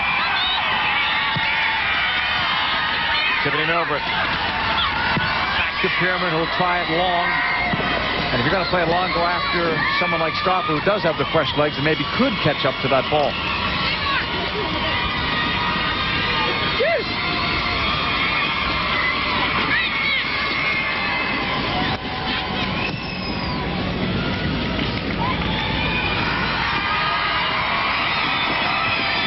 Siri Mulnix will put it back into play in the 62nd minute. Long ball over the halfway line. Fetty was looking for it. She got punched. Play continues with Ham. Mia lays it off well. Left side going inside of Baumgart. Cut off once by Whalen, but played over. Quick shot was deadened, allowing Gauhung to make the save. But it looked like Welchel, who came back and made a solid defensive play. Otherwise, it might be 1-1. Well, Ham sets that play up at the top of the box, finds French, and the player who almost netted it was Sarver. How about that? And first time on the field and potential for a goal. I know she'd love to have that one back and get another crack at it. Played up by Pierman. Headed for Jans. Third back. Nielsen. Straight by Milburn. Milbert. Looking. Playing it back. Up for Pierman. And even with Tammy Pierman's speed, she's not going to get that. We've got a goal kick coming up. And another substitution coming up as well for Washington. Louise Lieberman will also make her first appearance. She knows the Portuguese language, so she was the one helping to translate and teach English to Pertina and Rosalie earlier in the year. Now she gets to play. Lieberman's out of UCLA, so a couple of new players today for Washington. Getting their first taste of WUSA action as Baumgart leaves. Mackinnon will play it back right. Okay, thank you. And then Mackinnon. Going out wide. That's Milburn. No one close to her yet. The cross right at Gauhung. She may have rushed that a little bit too, but she had a lot of time. JP, she had tons of time, and she's got to pull that out because 3 or 4 of her midfielders and forwards made the effort to get into the box and fill the needed run. She's got to pull that ball out. And with Gauhung, you know, you got to pull it probably a little bit farther out because she dominates that box so well. Washington coming back, playing to the feet of Mullenix. And Suri just cleared that away, uncharacteristic for her. Very good with her feet. Let's go back to our athletic trivia question. Earlier we asked you who are the 3 players that have scored a hat-trick in the WUSA's inaugural season. Remember, earlier it was just one. It was Tiffany Milbert against the Boston Breakers, but what a week it's been. Both Lu Ling and Charmaine Hooper. We watched Charmaine in action the other night at that game. Had a couple of gift goals, but hey, hat-trick's a hat-trick. Yeah, but let me tell you, the thing that was so great, even though that Jen Mead kind of teed him up for, and Jen Mead, for those who don't know, was in the goal for Bay Area. She kind of teed Charmaine Hooper up, but the thing was, Charmaine Hooper finished him. Yeah. That's what it's all about. When you're in those type of positions and you're a front runner, you got to be able to finish them. This ball cleared away by Washington. Raven McDonald has just subbed in for Emily Jans. So again, New York gets a fresh player out there. Pushed out wide, Nielsen, and that's cleared away. Raven McDonald has only played in 5 games this year as a sub, so this is her 6th appearance. Not a lot of experience, but the legs are fresh, and in this extreme heat, it'll help. New York with a 1-goal lead, but not sitting back. Here's Fettig, and it'll go wide of the target. 66th minute. New York trying to draw the line here. Don't want to sit back. and be caught on these counterattacks. Don't want to go too far forward. You got to have some strength to save your energy for this lead. It's interesting you pointed out, JP, that about the necessity to keep going after it if you're New York. And one thing that I have neglected to point out is that Esposito and Fettig have swapped positions. So Fettig is now in the midfield. Right there she is playmaking, which is, you know, a good move again by Farmer because she leads the team in assists. So they're putting her more in a position where she's going to be able to maybe tee one up for a nice assist, maybe to Milbert or one of her other front runners making a run. So much experience from Gro Esposito. Over 10 years as an international star at the back for Norway.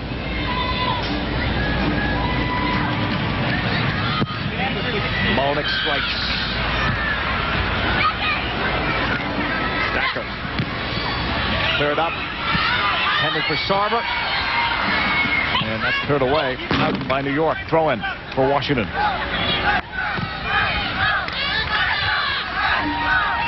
Another throw in, but a little bit deeper now for the Freedom. Esposito has the lone goal today. It was her first goal of the season. What a time for it.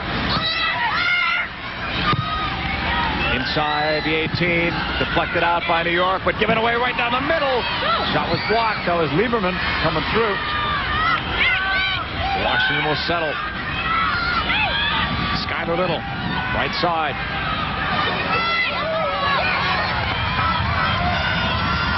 Milburn. Bonnie Fair playing solid there. Not letting Milburn get around her. Howard clear. Stacker knocked it away. Skylar Little. In the middle, it's Grubb. 68th minute. New York with a one-goal lead. Win or a draw, they're in the playoffs. The turn inside. French blocked. New York will take it over, and here they come. Raven McDonald up the left wing sideline. Here's Tiffany Milburn holding. Trying to push it up, and Washington will take it over. We've got the head coach of the New York Power, Pat Farmer, down on the sidelines with us. Coach, your team was up 1-0 at halftime. What was your message to the team at that point?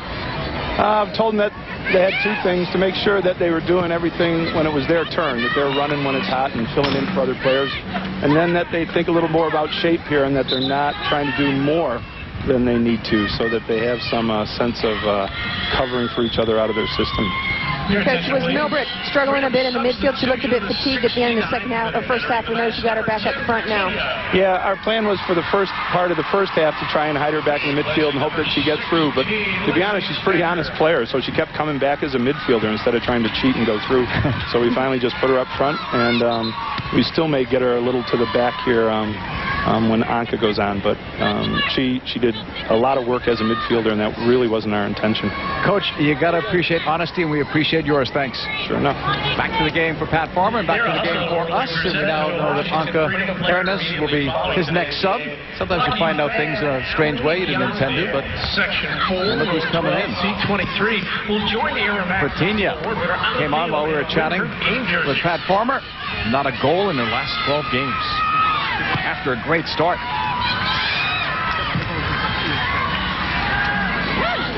Settled by McDonald. Here's Nielsen.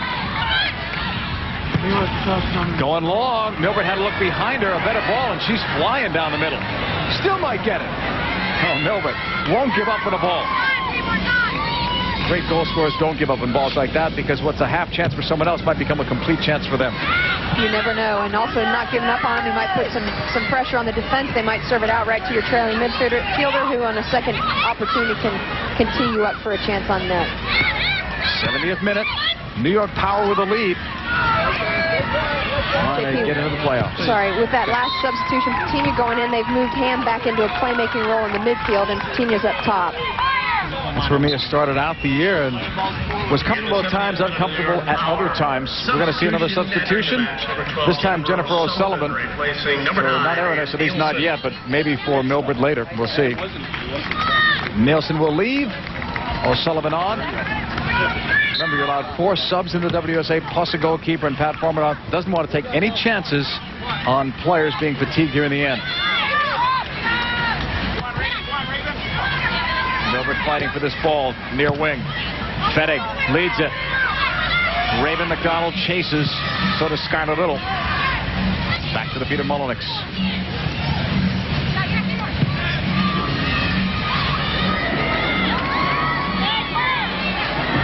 Pushed up to Pertinia.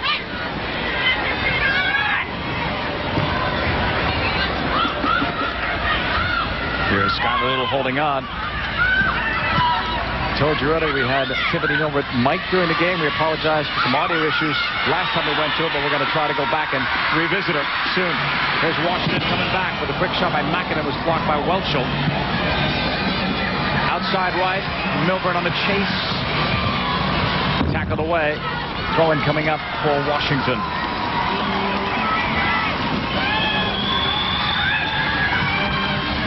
Mackinnon. Out again, another throw-in. New York will collect it.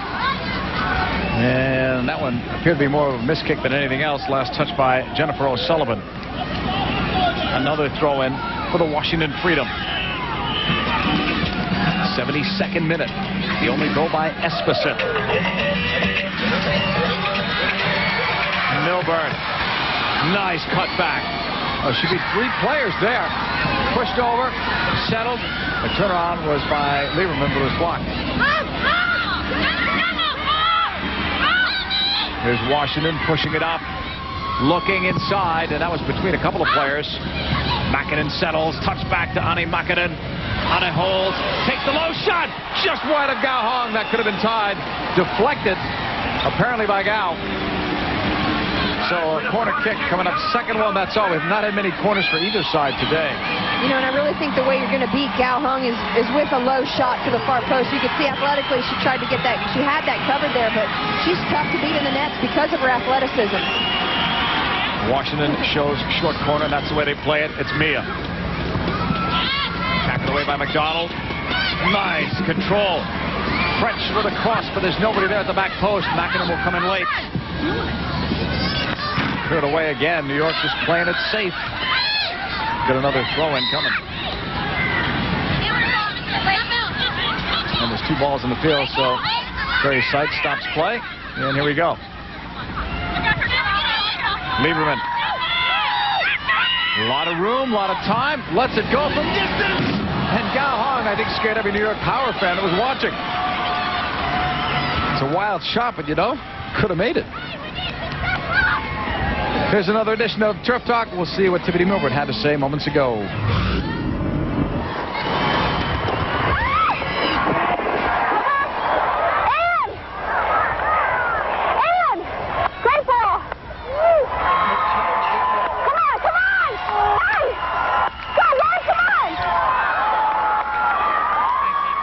She's really out of the shadows this year. She's become the leader of this team, and a lot of people are saying she is right now the #1 player in the world, and you could certainly make a case for that now. Absolutely. You know what's neat is that you know, when you talk to her, she tries to deflect all the credit to her teammates, a lot like Mia Hamm does. But you know, she just, when she goes out, what she says is she just wants to give her best effort. And I'll tell you what, you can take that at any element of your life. I'm not talking about just on the field, but try and give it your best effort, and things are going to happen for you in a positive manner. So it's nice to see that wholesome attitude by her, and she just gives it her best. Milburn trying to give it her best on the right side, cut it inside, lost it. McDonald came back to win it. The fair clearance. Milbert knocked it down. Pushed back up towards Milbert. Look at the effort there. On a ball that Grubb slowed down on, Milbert came after it. I think she doesn't want to get to the playoffs. She's given it everything. The other thing that you heard in the Turf Talk there was that she's got a nice blend. She's really developed into a great leader. She's got a situation where she's trying to be positive. She's critiquing, but in a positive manner, so that her teammates respect her and don't feel like that she's just kind of getting down on them. So she makes a point in a positive manner, and that's tough to do, to strike that balance where you're demanding out of your teammates, but you do it in a way that they respect you. Yes, go! McDonald will give it the chase. Got a piece, not all. Lieberman played it up. She'll have to give it the chase back, but New York may win this ball. Petty didn't have enough to get to it. Skylar Little clears. 75 minutes gone. New York chasing back. They're going to give Washington on the foul. Free kick freedom. Ham will come over to take it. Well, you got to figure that she's going to take her time. Well, maybe not. Header right at Galhong. It was there, though. Maybe not, right? It was there. Mia found the target. We've seen her take some free kicks real quick, and the reason for that is you want to try and catch the defense in a position where they're not ready. We'll take a look at this one. This was a quick free kick. I thought she was going to wait for Milburn to get in the box for her head, but instead, it looks like a nice opportunity by Sarver with a great header, making a nice run into the box. But Galhong held her line, and she also had 2 defenders on the post, so it looked like they had it covered well. Galhong, 4 saves, among the save leaders in the WUSA.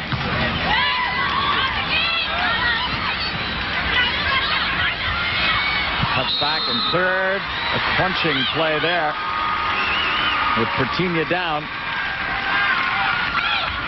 Espeseth, a very physical player, also has the lone goal of this game. And Pertinia's up and okay. And here she comes. Lets it fly. Pertinia nearly ended that goalless streak. 12 games without a goal. She was going up her corner. First goal in WUSA history. How about first penalty kick and first game-winning goal? So should be maybe our Athletic Trivia question next year. We should have a few questions for her. But boy, if Pertinia and Rosalie had done what Katya and Cece had done for Bay Area, you're talking Washington closer to first place than closer to last. Free kick coming up for the Freedom. And it's a great point, and that's one of the things that has hurt the Freedom is that they haven't had the production out of their players that they were really relying on. You mentioned them, JP. Rosalie and Pertinia were supposed to be 2 of their big stars, and early on, Pertinia had a great season. She was very productive and scoring a number of goals, but she just seems to have slid off a bit.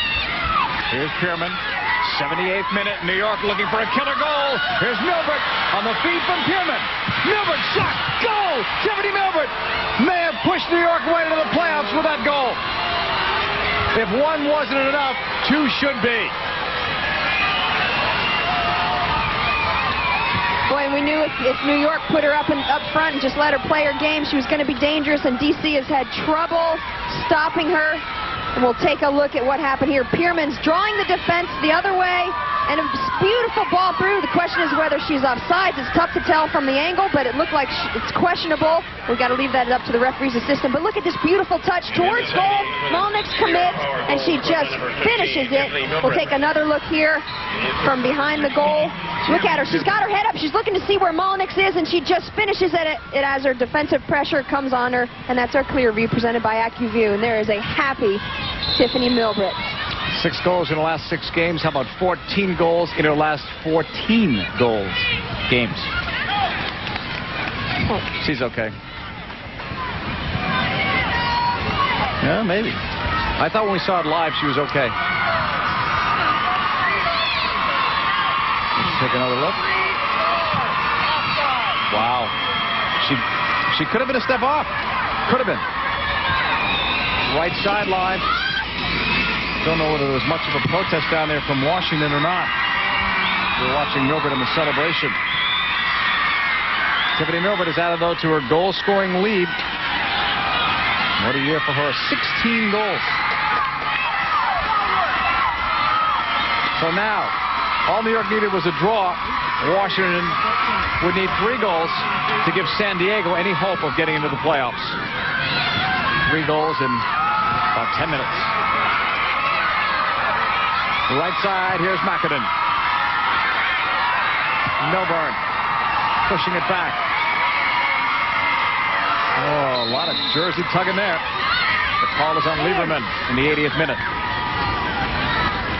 Goal score extraordinaire. In the 78th minute, the assist went to Tammy Pierman. And now Anka Arenas is going to be coming into the game for Gro Espeseth. So one Norwegian will replace another. They play totally different positions.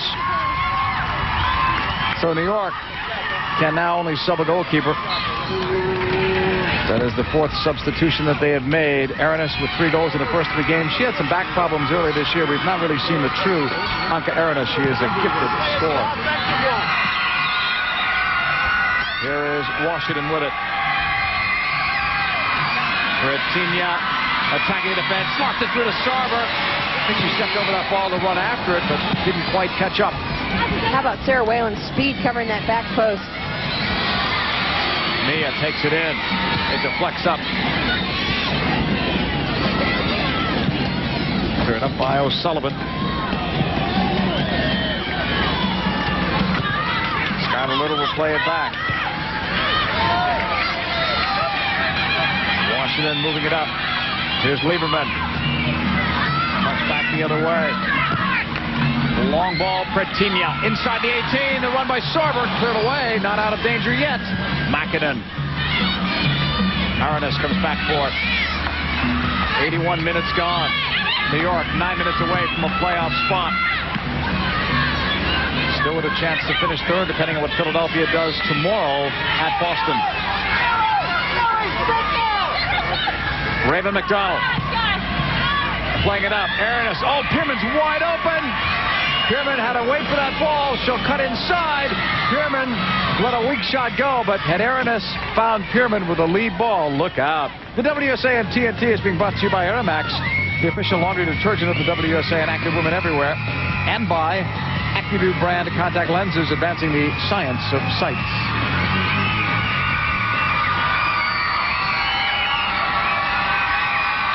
When we heard from Pat Farmer.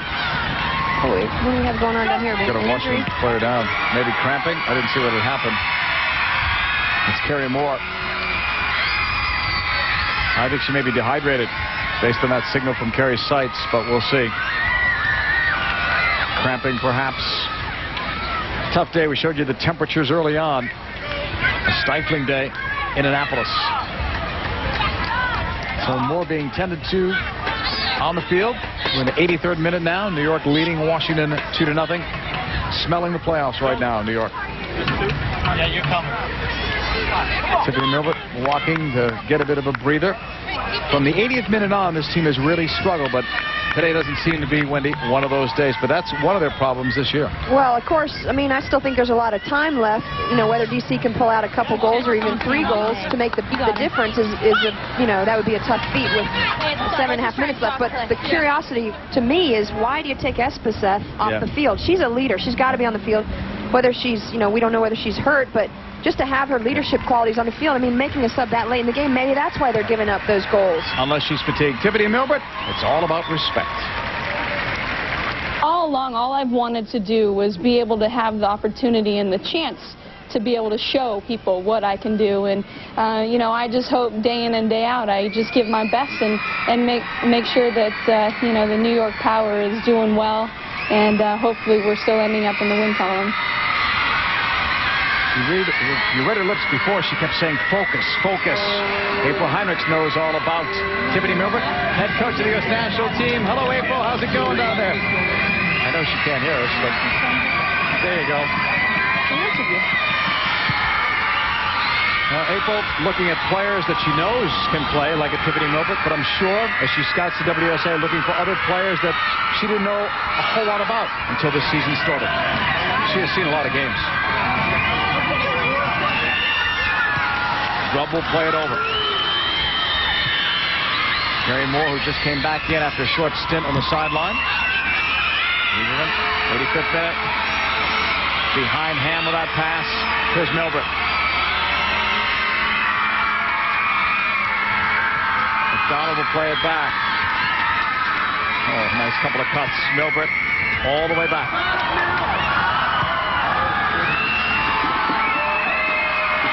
Whalen. Pierman checking back for it. Nice effort today from Tammy Pierman. Some strong runs from her today, and the assist on that last goal, which really put it out of reach as far as Washington was concerned. We're in the 85th minute now. Temperatures rising as we speak, and that's not helping the players out there on the field. Tough to even watch a game from the stands. It's that hot out there. when we stopped play because of the DC injury, I was starting to make a point about when we had Pat Farmer on headsets. He was saying that he was maybe going to try and pull Milbert back into the midfield a little bit. That's the role she's in right now. She's going to try and playmake and help keep DC's midfield, including Mia Hamm, from playmaking. So she's settled back into sort of fill the role of Esposito, who did sub out, which I was critiquing that because she's such a great leader. You want to keep a player like that on the field in the last few minutes of the game. Off the left sideline, McDonald got around, Skylar Little. Well, Little already had one yellow card. If she got one there, which she could have, it was game over for Skylar Little. And it still might be because Kerry Seitz is calling her over. She's out. She's out. So 2 yellows equals the red, and Skylar Little's day is done. In the 86th minute. Well, there's no question she deserved the card. Look at Raven McDonald's great touch, and then she gets her body in behind Little, and there's no question she was just grabbing her jersey. But look at McDonald's retaliation. I think she got lucky. She didn't end up with the card.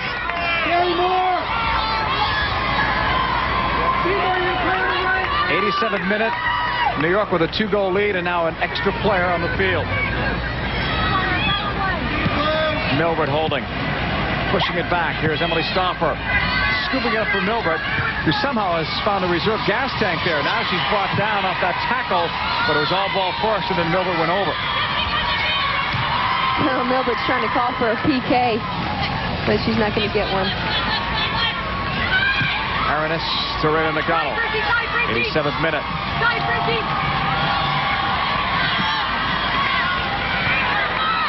Milbert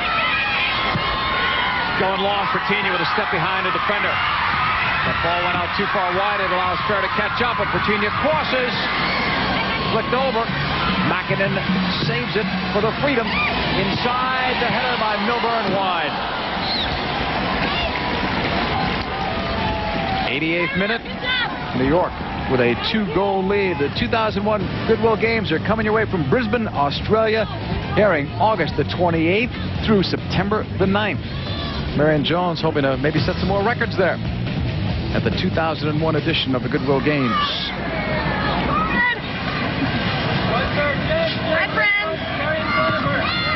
Last game of the regular season for these two teams. For Washington, think about next year. For New York, think about who they're going to play next week, either Bay Area or Atlanta. But it will be a road game for New York no matter what. Wayden leaves it off, and that one goes out.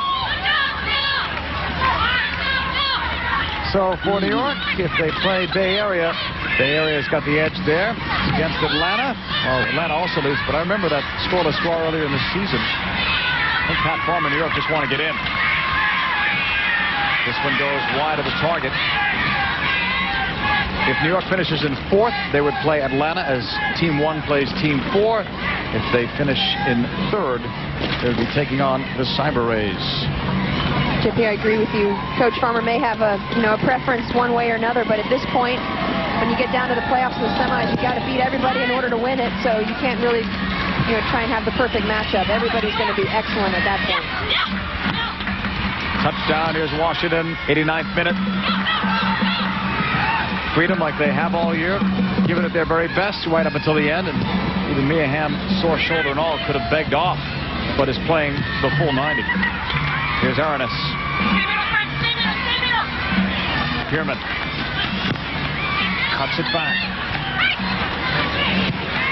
The long ball, too long from O'Sullivan, but it won't matter as it kills some more time, and we're in the 90th minute. Well, after overcoming a case of the jitters, it seemed, early on, New York settled down. No doubt that first goal by Esposito helped turn the tide right before halftime. And I think mentally it was tough for DC as well after that, because they were definitely critiquing the referees at halftime, and you heard with some of the sound that we heard, both Mullenix and Hamm getting on the referees during the second half. And, mentally that might have taken it out of them a bit too, feeling like they gave up a goal, but maybe it was a goal that should have been called back by the referee. Aronis in the touchback. How were you as a player? Did you used to get upset at referees? Guys, we got 3. Let things go? I wasn't a screamer at the referees, but if I'm a captain out there and I have to make a point, you're going to go over and make your point. But I also was not a player who drew a lot of yellow cards, so I think that probably answers it. not one to perfectly. Yeah, not one to pick up yellows because of dissent. Here is Washington. We are in stoppage time. We'll see how much Kerry Seitz puts on, but it won't matter. It's New York's day in Annapolis. They have a 2-goal lead, and all they needed was a draw to advance to the playoffs. Washington will play it over to the right. Moore. Oh, Arenas went in hard after that ball. Pushed upfield now by the Freedom. French will hold. Almost a half-minute gone in stoppage time. New York winning it back. Clearing it. Arenas, nice flick. That kills some more time. She knew there was no one up there, but it's better in the other end. Molinik's moving it over. Pushed up by French. 2 players after for New York, including Stoffer, but Makinen takes it over. Plays it out wide. Long ball played up. Toward goal. Not a down. They almost caught Gauhong the wrong way. And this one is going to go out for a throw-in. Beyond a minute gone in stoppage time. Moore. And that's just off the side of her foot. Out of play. Gauhong will be able to put it back into play for New York.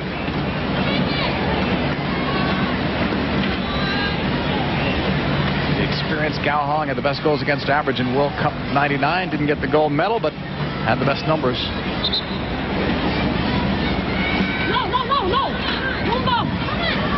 Gauhong's basically saying, just let it go. Send it deep. They're looking for Arenas.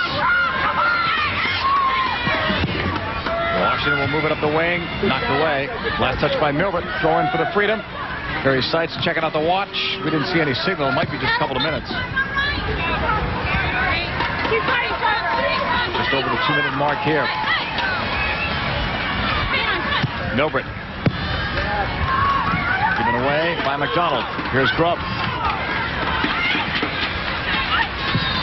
French going long. Intended for Milburn.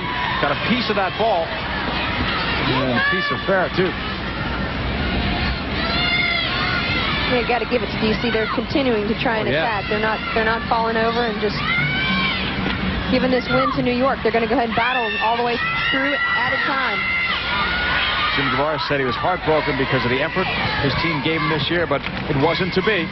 Strange year for Washington. At times they look like one of the better attacking sides in the league. So did Boston, but neither team in the playoffs. But New York is, as this one's over, the New York Power come away with a 2-0 win. Milbert getting that second goal. Esposito got the first. The Power are going to the playoffs.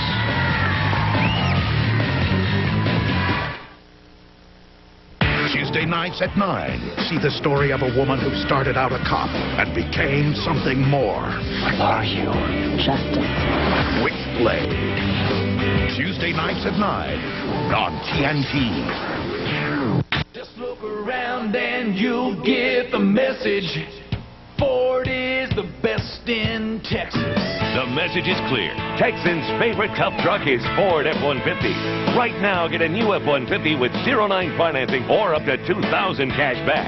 Or just announced, choose the 4-door F-150 Super Crew. And for the first time ever, get low 0-9 financing. That's special low financing on Super Crew at your Texas Ford dealer today. What store searches the world to find the most beautiful gold jewelry, guarantees you'll get the carats and quality you've been promised, and has sold enough necklaces and bracelets to make a golden chain around the moon twice? What store? We're looking at it. Watch the Klondike Gold Rush on QVC. All new 14-karat gold jewelry at special prices. All day Friday, August 17th. Welcome back, everyone. The Power over the Freedom 2-0, so they clinch a playoff spot. The captain is with us, Tiffany Milbert. Tiffany, can you put into words what this win means to you guys today? Yeah, just thank God, because you know, we put ourselves in a precarious position, and but we pulled through today, and that feels good. Who do you want to play? It doesn't matter to you, does it? Hey, at this point, we just wanted to make it, so that's all that matters. Congratulations today and for a great season. Thank you so much. Tiffany Milbert, our special guest. Here's the standings right now. New York's in 3rd place. They could be in 4th if Philadelphia defeats Boston tomorrow. That game will be played in Boston. Well, it should be an exciting run, exciting semis. Of course, you know, these are the great 4 teams that have made it through. We hope you join us next Saturday. WSA playoff doubleheader begins at 4:30 Eastern on TNT. For Wendy Gebauer, I'm John Paul Dellacamera. We say so long from Annapolis, Maryland. The final score, New York Power 2 and the Washington Freedom no score. The Power will make it to the playoffs. So long, everyone.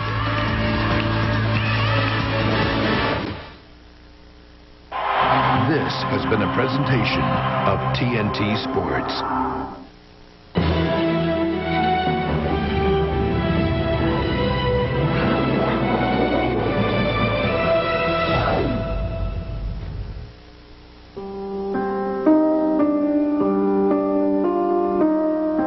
When the world's greatest athletes battle their closest rivals at the Goodwill Games. Coverage begins Tuesday at 10 on TNT.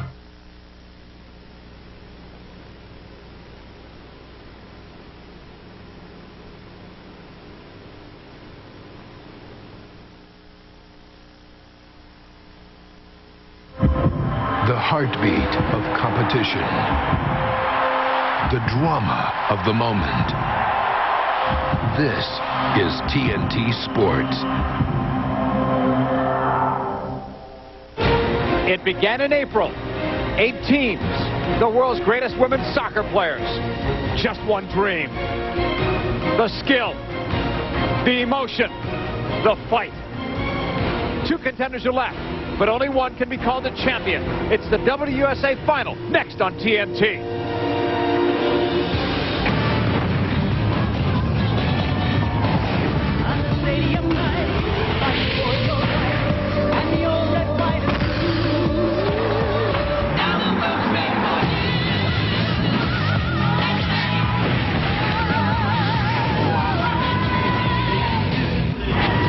What a great day for soccer. It's the first ever WSA Championship final. It's between the league's 2 best teams, the Bay Area Cyber Rays and the Atlanta Beat. Today's game comes to you from Foxborough Stadium in Foxborough, Massachusetts. A pleasant good afternoon, everyone. Welcome to the women's final. Along with Wendy Gebauer, I'm John Paul Dellacamera. 2 great teams led by Wendy, some impact players. JP, I agree, and another way to define that is that the big stars have to show up in the big games. And for the Bay Area Cyber Rays, keep your eye on number 6, Brandy Chastain. She's been a great leader for this team coming out of the back. And she's also really doing a great job getting into the attack.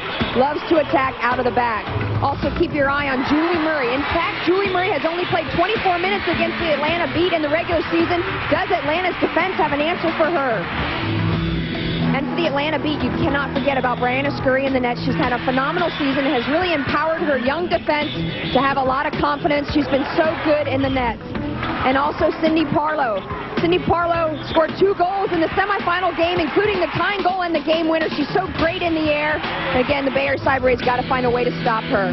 Well, crowd support has been very strong this year in the WSA. They're hoping for a great crowd today to watch the WSA Championship. As we go to break, let's look at some of the players who are going to be competing today for the Founders Cup.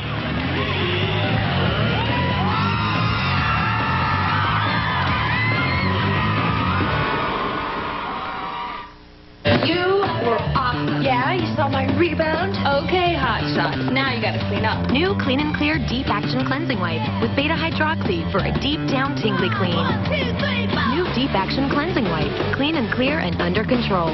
Hi, I'm Finn O'Neill, president of Hyundai Motor America. Growing up in Ireland, I fell in love with soccer at an early age. That's why I'm especially proud and excited that Hyundai is a worldwide supporter of the game. From AYSO to the World Cup. And now, the WUSA in its inaugural season. On behalf of everyone at Hyundai, I'd like to congratulate both teams in today's championship match. Because nothing beats a great game of soccer.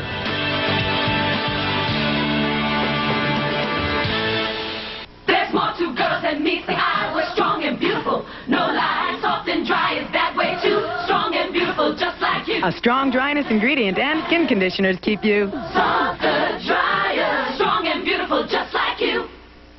Introducing new Era Max. I am a jungle gym. I am a trampoline. I am a brick wall. am not a washing machine. Now you don't have to be. New Era Max cuts through your active family stains to brighten whites and colors. I am a finish line. New Era Max. This is your era. It's Toyota clearance time. I like it. Clearance happens just once a year, and you'll like the values on the summer's biggest inventory. I like it. Right now, get 0% financing on the safest SUV in America, Toyota 4Runner. I like it. Lower your monthly payments with 0% financing when you buy any new 2001 4Runner or pocket $2,000 cash back. Your choice. Toyota's 2001 clearance, going on coast to coast. There's a great future in this company. Ever thought about selling cable TV? The money's just unbelievable. The harder you work, the more money you actually make. Anytime you make that sale, it gives you a feeling of accomplishment. I love the flexibility. I get to see my kids off to school. Run my errands. Go to grad school. The benefit that they offer are tremendous. You get medical insurance, dental insurance, 401k. paid training. I get free cable. Interested? Call Time Warner today. If I should have done this 10 years ago. Welcome, everyone, to the first ever WSA Championship. The Bay Area Cyber Race getting ready to do battle with the Atlanta Beat. Time to check out our starting lineup. Being brought to you by Clean and Clear. Well, we talked about stopping Parlow, but can they stop Charmaine Hooper, number 10? She's had 4 goals versus the Bay Area. She's really, really dangerous and strong, a physical presence in the box. And for the Bay Area Cyber Race, we all got to keep an eye on number 10, CC. She is just absolutely magic. Her artistry on the ball in the midfield will give the Atlanta Beat a lot to contend with. If you want to see great goalkeepers, you came to the right place. The 2 best this year statistically in the WSA going at it. Scurry left, Lakeisha Bean to the right. Tomorrow, which planet takes over TNT? See every episode back-to-back and find out why over 33 million viewers are hooked. Don't miss over 12 hours of Witchblade. Tomorrow from 10 a.m. to 10 p.m. only on TNT. Here's an offer that's simply unbeatable. Just announced free 9 financing and $1,000 cash back on Super Duty. During factory authorized clearance, for a limited time, you get both free 9 financing and $1,000 cash back on Ford Super Duty, the truck that delivers the most towing capacity of any full-size pickup. And now, big clearance savings, free 9 financing and $1,000 cash back. This offer ends August 31st, so hurry. Get to your Texas Ford dealer today. Time Warner Cable beats the satellite dish to the internet with Roadrunner, the fastest online service. We get Roadrunner high-speed online from Time Warner Cable, and we love it. It's really fast and easy to use. With Roadrunner, I never have to dial up. I'm always connected so I can be on the web instantly. Roadrunner doesn't tie up my phone, so I can be surfing the internet and talking with my friends on the phone at the same time. Try getting that from a satellite company. Time Warner Cable, the very best in TV, keeps getting better. Welcome back to the 2001 WSA Championship from Foxborough Stadium, Foxborough, Massachusetts. Along with Wendy Gebauer, I'm John Paul Della Camera. Time now to meet the 3rd member of our broadcast team. We'll hear from her down on the sidelines today. Let's go down to field level and Beth Moen. Beth. JP, Brandy Chastain has been confident all season that her team would be here today, even when the Cyber Rays were out in cyberspace in dead last in the WUSA. But Brandy promised Late Show host David Letterman that the Cyber Rays would get back online. All you need to know is that at the end of the season, my team will be in the championship game. And then you'll come. You think actually the Cyber Rays will be in the championship game? Well, there you go. It's a bold prediction, ladies and gentlemen. Well, Brandy and the Cyber Rays did get things turned around. They went from worst to first. And, David, if you're not here already, Brandy left her ticket at the will call window. JP? Thanks, Beth. We'll check out that will call window, see if Dave shows up. These are the 2 players we'll have Mike today. Charmaine Hooper left, Tisha Venturini to the right. We will hear from them later on Turf Talk. Moments away from the kickoff for the WSA Championship. And now we're underway in the light blue or teal as the Atlanta Beat. Purple and gray trim, Bay Area Cyber Rays. Give away early. And Atlanta will play it out to the wide side. Carlo will give it up. Augustiniak will send it up. And this one gets over Lakeisha Bean. She'll be able to put it back into play. Talk a little systems, JP. For the Atlanta Beat, they'll be playing a 4-2-2-2 with their strength right down the center of the field. In contrast, Bay Area is going to try and spread the field wide, get players like Chastain and Bryan into the attack coming out of the back. They're going to try to move the ball side to side as opposed to a lot of direct play down the center of the field where Atlanta has all their strength. In the middle, headed up. She's trying to bring it down, which she does. Tough challenge on this near side by Julie Augustiniak as it went out. Well, Segura had pushed up from the right back spot. Kriskowski's throwing. Intended for Hooper. How to play again. Another throw in. We're in the second minute from Foxborough Stadium, WUSA Championship. And again, the ball out of play. This time, possession goes the other way to the Cyber-Rays. We finished level on points with the Atlanta Beat. Actually had one more win, but in the head-to-head, the first tiebreaker, Atlanta had the edge. Harlow making the run. Got around Segura. Support was there. Harlow fighting with Terry Dorn. Harlow brought down, and Sandra Hunt blows the whistle there. It's a free kick coming up. Take a look at what happened here. It's Parlow really trying to face up on her defenders. Dorn is a tough presence there. She's kind of an unsung hero for Bay Area, but she can't handle Parlow's presence. Serlenga cross, headed away, right back inside the 18 where Segura knocks it out. Brought down by Dana Smith to Charlotte Nonen, number 6. Long ball to Hooper, their Canadian national teammates. Parlow tried to get around. Off a deflection. And played back by Chastain to Lakeisha Bean, who will clear it off the left foot. Murray heads it up towards Bell. And the foul is called. GC gets ready to take this. The Cyber-Rays never beat Atlanta this year. This is the only team that they could not beat during the regular season. And we mentioned it at the Open. Does Bay Area have an answer for Charmaine Hooper? She's been so productive. Of course, 3 of her goals came against backup goalkeeper Jen Mead in their last regular season matchup, but still, she's such a great presence. And on the flip side, Julie Murray. Atlanta's defense really hasn't seen her except on tape because she missed 2 games and just came off the bench for the other one. Played only 24 minutes against the Atlanta Beat. Kelly Lindsay. Put up by Chastain, brought down by Atlanta. They lose possession for the moment. Nonen off a deflection. Keep it moving. That's Julie Augustiniak. Out wide left. Kriskowski on the run. Kriskowski defended by Segura. Katya even came back here to defend. Katya got a piece, not all. Blocked off Venturini's clearance, then Segura clears for CC. That's great team defense by the Bay Area Cyber-Rays. I love seeing a player like Katya, who's playing up front, come back and help her team out on defense and provide a double up. Murray will collect. Outside left. Chastain will go forward. She's got the green light. Ball is knocked up. She tried to get that herself. She almost got it. Nolan clears. He got a piece, not all. Segura.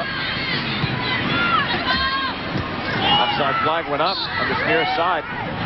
And the call is made against the Cyber-Rays. We'll watch Katya today, who had a tremendous second half of the season. She's a Brazilian international. This team did well with the Brazilians. Katya and CC both were impact players. It took Katya a little while to get going. But in the end, when they went to the 3 forwards, she was strong. Up the middle, Venturini's flick. CC, Christina Bell. That's 4 good touches, and then CC let that one get away. Diana Scurry is back with it. Remember her from World Cup '99, one of the heroes. Speaking of heroes, Scurry will clear this one. JP, we talked about what Scurry provides to her defense. You know, her whole team really in general, her leadership as a captain. She and Parlow have done a great job for the Atlanta Beat. 2 contrasting styles of leadership, but it's really what the Beat needed. And more importantly, her defense, who really was a no-name defense early on, has been one of the best defenses in the league. And in fact, she's just really empowered them with her confidence, talking to them all the time from behind. Sandra Hunt calls another foul. It'll be a free kick for the Cyber-Rays. CC takes the majority of them, if not all of them. And this ball, you got to be looking at Bell, number 7, making a back post run. Chastain's also going to follow her in support.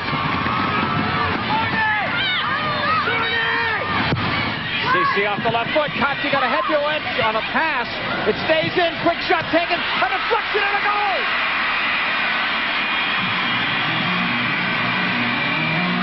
Cyber A's lead. We all know you don't want to be giving up free kicks, especially when CC is the player who's serving it. She's got such a great free kick.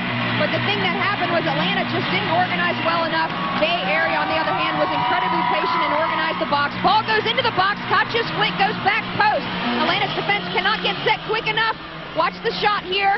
It's Lindsay on the back post. A deflection off of Brandy Chastain's head, who is right in the right position. Keep your eye on Brandy Chastain, number 6 in the middle there. Watch her deflection on the shot if we see it there. And it goes off the post into the goal. Well organized by Barry. That's absolutely fantastic organization. Should be Brandy's goal. That was a good catch. I saw Lindsay take it, but hesitated because there was a deflection, but it was so quick.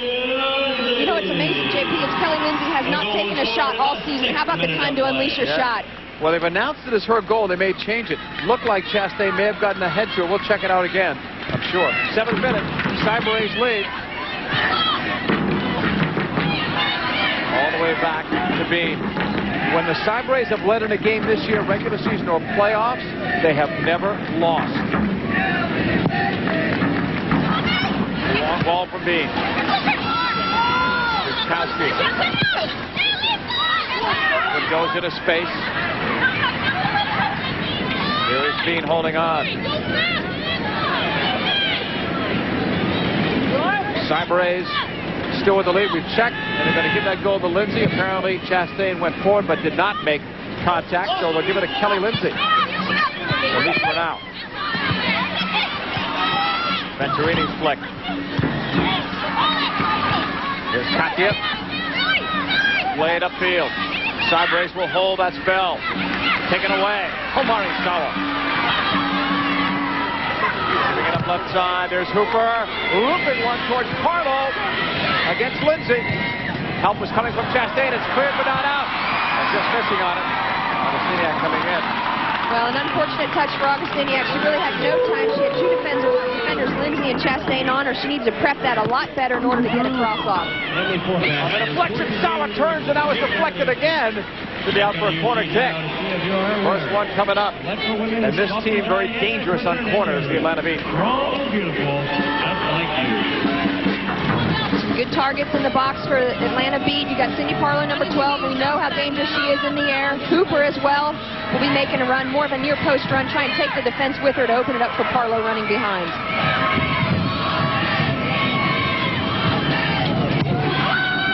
Low corner, deflects in the box. Those normally can be troublesome, but the Cyber A's do clear it out. And Atlanta will have a throw in. 9th minute, Cyber A's with the early goal. That's what they did last week, but New York came back and answered early on.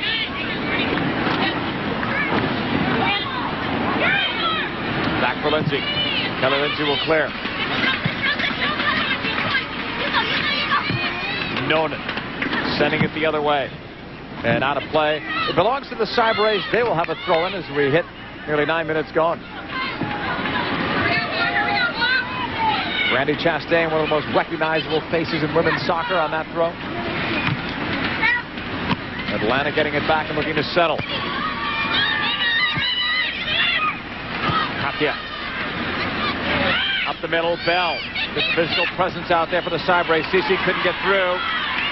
Played up, Sawa. Japan's national team captain is dispossessed. Chastain will hold. Bell was looking for it. Comes back. Dana Smith will switch it. Kowski. The University of Wisconsin-Milwaukee will play it up. That was off Osagera. Comes all the way back towards Lakeisha Bean. And Bean will hold on. She led the WUSA this year in saves. Good look at our crowd today from Foxborough Stadium. Foxborough, Massachusetts. Sort of fitting we had the first ever WUSA championship here. This is where MLS held their first championship. Played upfield by Venturini to Katya. That's blocked. Atlanta scrambling to get it back and clearing it. Kept alive. Dorn to Katya. Look at the moves from Katya. Then the cross was blocked. Nonan's ball ahead to Parlow. 4 players coming back for the Cyber A's. It goes wide to Hooper. Hooper going outside on Bryan. 2 physical players. Hooper cuts inside. Sawa Tabango played it across. Augustiniak in. Bivens calls for it. Takes the shot. Kylie Bivens. It's tied. Kylie Bivens makes it 1 apiece. Well, the Bay Area just gave the Atlanta Bee way too much time. They had a numerous number of chances to go ahead and dispossess the Atlanta Bee. Atlanta was very, very patient in and around the box, and they ended up netting 1.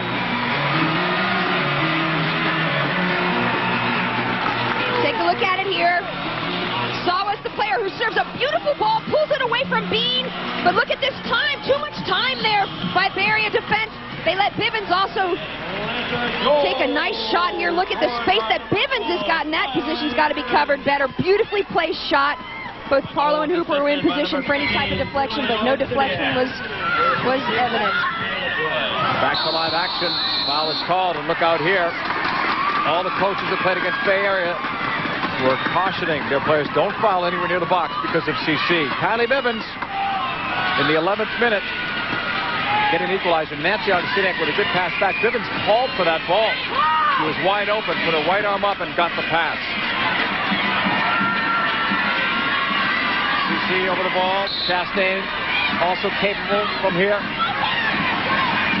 22 yards out. Sandra Huss has moved the wall back.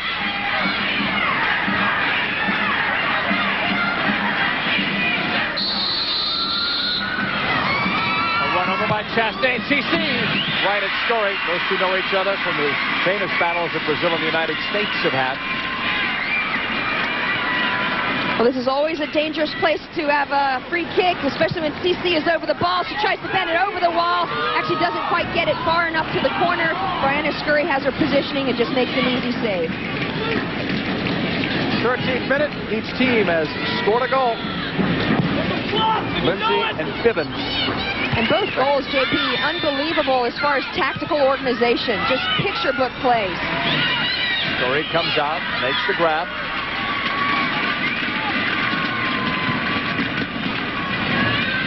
Bryant with a long clearance. Headed forward, Hooper between 2 defenders outside the chip. What a goal by Hooper to 1 Atlanta.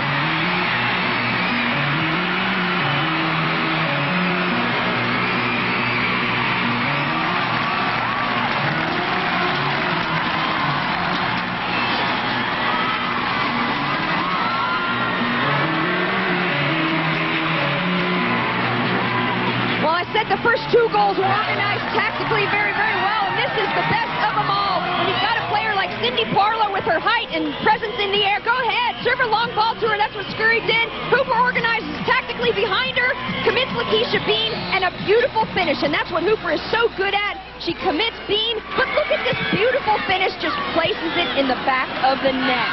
Unbelievable tactical organization. 20 the 2 best defensive teams in the league all year. From start to finish, have given up 3 goals total. Well, I think the first 2 goals, well, I'm going to come back to this. 1 second. Here's Parlow. Really handle that and goes out.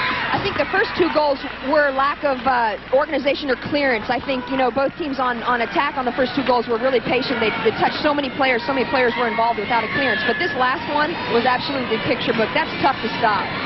Hooper in the 14th minute. She led them in goals scored during the regular season, and 8 of her 12 goals were on the road. That one goes the other way. Time for our Aflac Trivia question. Which 2 players in today's game have won an NCAA title, an Olympic gold medal, and a World Cup championship? We'll have the answer for you later on. What a start to this one, though. 3 goals, and we're now in the 15th minute. Murray will chase. The ball is cleared out. Throw-in coming up for the Cyber A's.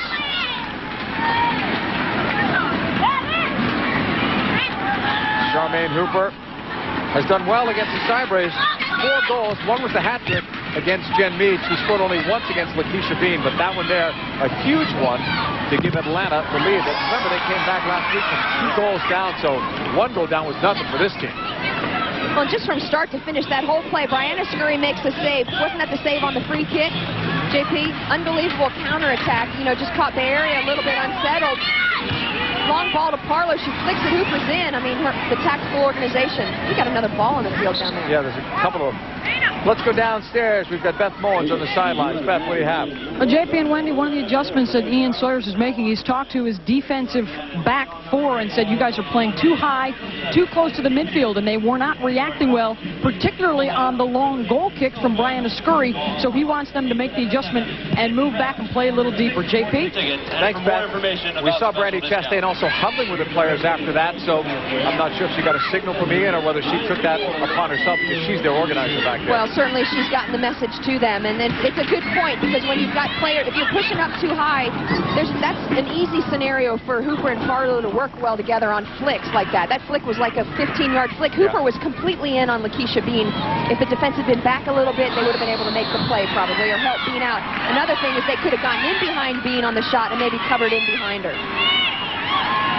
That last foul on Atlanta will give a free kick to the Cyber Rays. Andrini and Katya, a couple of targets that they go to in the air on balls from this far out. Chastain took it, headed up, cleared poorly. Murray with a chance from a tough angle to keep it alive. And a takedown, that's on the Australian, Julie Murray. The WUSA on TNT is being brought to you by Hyundai, proud to be a charter sponsor of the WUSA. Hyundai is backed by the freedom of America's best warranty, the Hyundai Advantage. And by Aflac, without it, no insurance is complete. 2-1 in favor of the Atlanta Beat. They were trailing 1-0 into the 7th minute. So they scored twice in about 3 minutes' time to take over. Long ball left sideline. Rays kept it into the moment, but now it's cleared out. The Beat will have a throw in.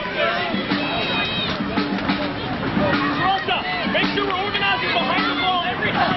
Kriskowski on that throw-in.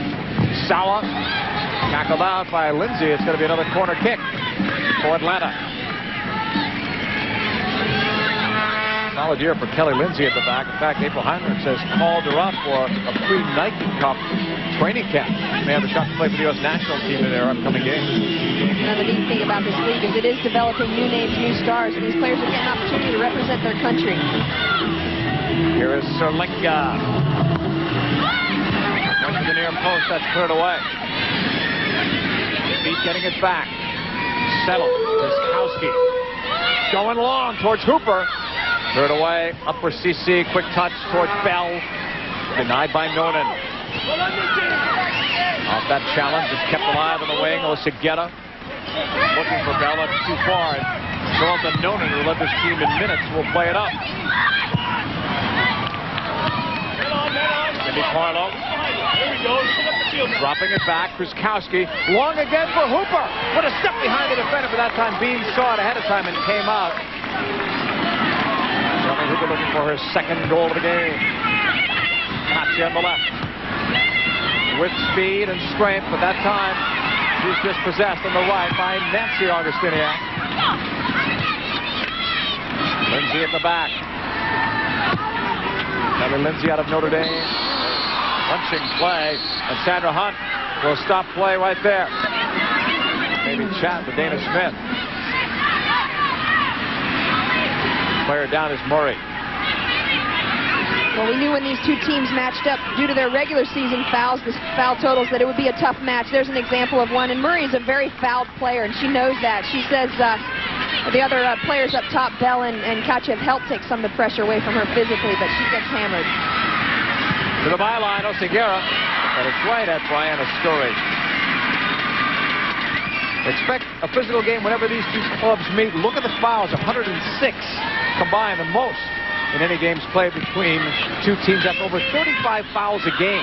They had 42 in their last meeting, 21 apiece. The chase for it, banged away by Smith. Right at the halfway line, 4 players are there. Atlanta will push it up. Towards Sauer. Down she goes. She bounces right back up, but the Cyber Rays get it. Sauer complaining about the lack of a call there. Oseguera starting the year with San Diego, ending up here. Off a block by Nonan. Murray pulls. A nice shot. Kicked wide by Scurry. It was looking good from our angle. It's a corner kick for the Cyber Rays. Well, Murray has been so productive on the attack for Bay Area, but it hasn't traditionally been from long-range shots outside. But look at her unleash this left-footed shot. Brianna Scurry has to get over and cover that upper 90. Beautiful, beautiful save. That's our clear view presented by AccuView. Off the corner. It swings over, but Brianna Scurry followed it all the way. She was looking at the referee's assistant on the near side. That ball looked like it had gone out of play and came back in. What a year for Julie Murray. Sensational season. Had a couple of goals last week in that semifinal win.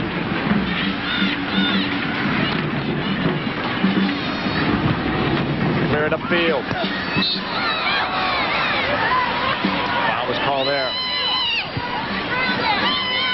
2-1, Atlanta leading the Cyber Rays in the 22nd minute. Oseguera. CC.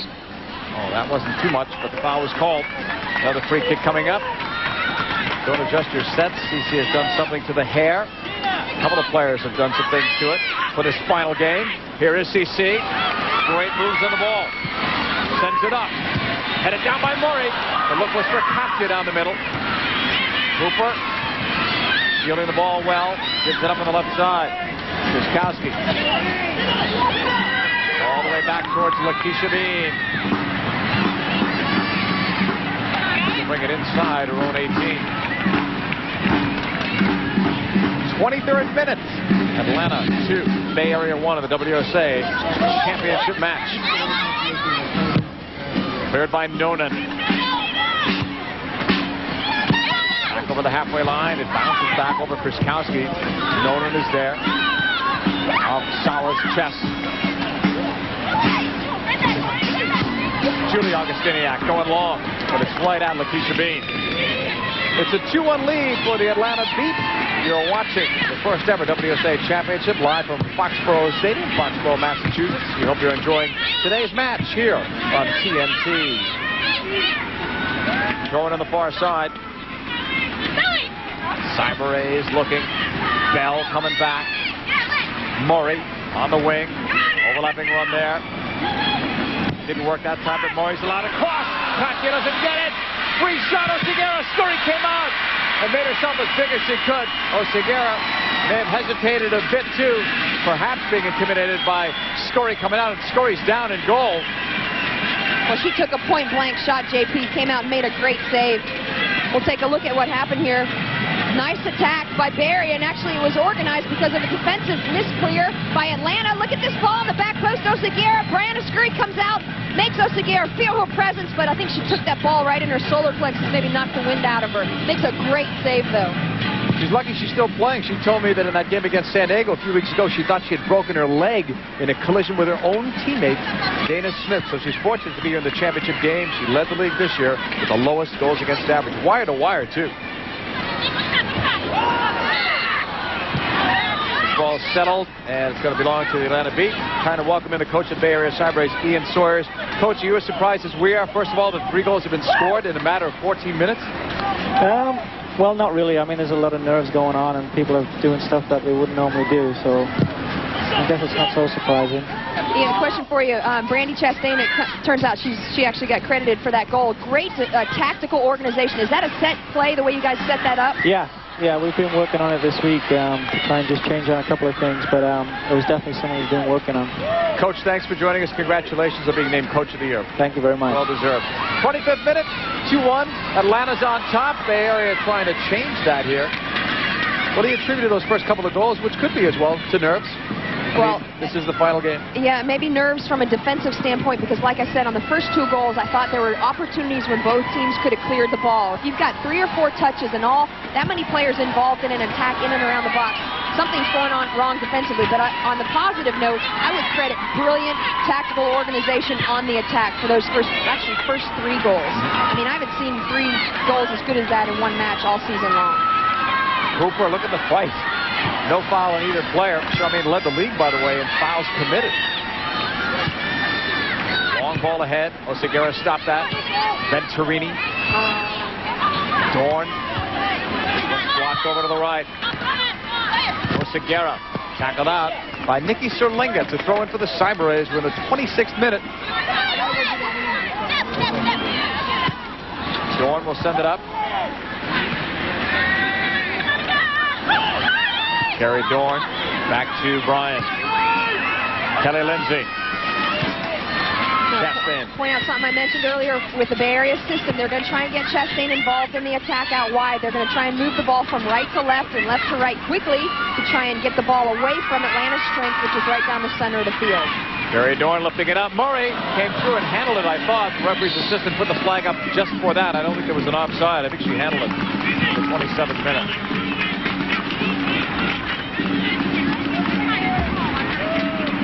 We'll take a look and see what happens. The ball serves into the box here. Takes a bounce in the Atlanta beat box. Absolutely looked like right there Murray went ahead and used her arm to pull the ball down. Cleared the other way by Atlanta. Cooper coming back for the ball. Fighting hard as she always does. Sawa comes in and is taken back. She's got a couple players down to the other end. Showed you that foul count. I mean, it's rough whenever these 2 teams play. More so than when any other 2 play. And here you've got to give it all. It's the final game. Arnold touched that one last. It went out of play. 28 minutes. Arnold had the 2 goals last week, including that golden goal that put Atlanta in this final game. Nonan chased by Bell. Nice move at the byline, then ran out of space. Nonan repositioned herself, but lost the ball out for a corner. Good hustle by those 2 players. And now Nonan and company must get ready for this corner kick. CC will take it.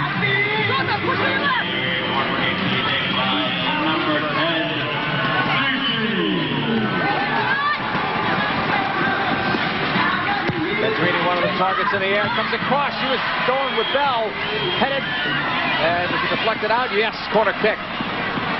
And Chastain's over there. They're trying to call for a handball on the Atlanta defense. Looking for a PK. Great in-swinger by CC. Brianna Scurry comes up, makes a nice save because Bell is right on her back. She's got to make that save. 29 minutes, corner from the opposite end. CC. Drives it across, flicked down by Bell, and then not a good clearance at all. Cyber-Rays will keep it alive. Lindsay holds, drives it across for Katya. It's over her. CC still there from where she took the corner. And Atlanta just want to be safe and clear it out.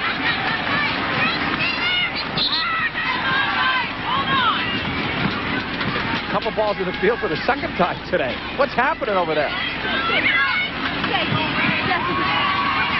Another throw in, nearly 29 minutes gone. First half, a wild one in the WUSA Championship Final. 3 goals were scored by the 14th minute. Chastain on the far side. The captain of the Cyber-Rays. Long throw. Katya, Murray came in, Scurry was there. Katya the header off the crossbar. No luck there for the Cyber-Rays. But Scurry came out and made the initial play. Chastain fires wide. Cyber-Rays came, what, an inch or 2 away from tying it?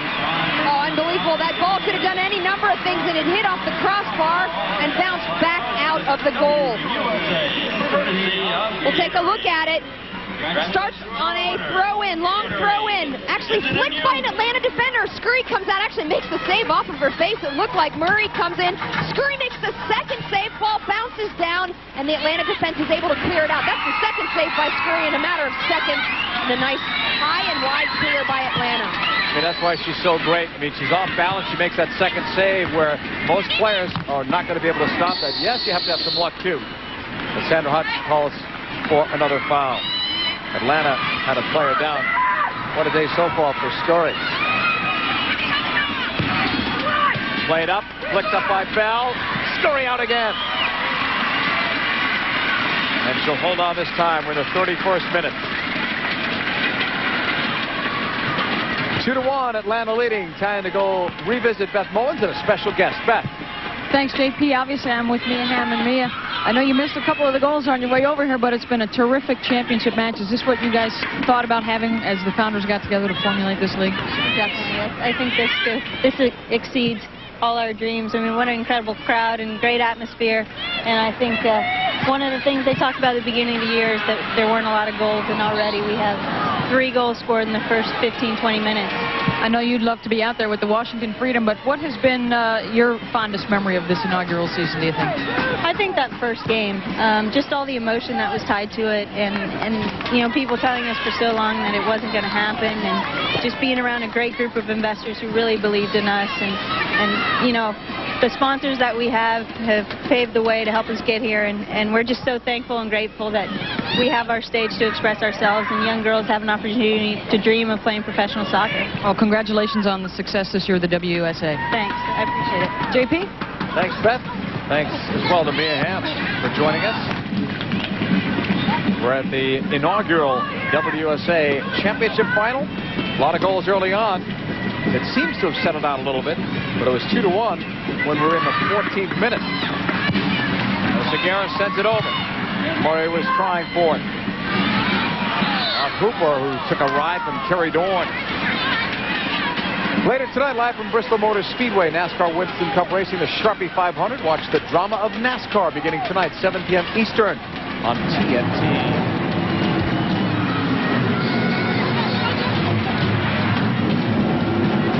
Free kick coming up for the Atlanta Beat. They'll play it long. And cleared away on the right side, but out of play. Last touch by Oseguera, 33rd minute. 2-1, Atlanta. In the middle. Let the forward stay up. Everybody's zoning in the final third instead of picking up players.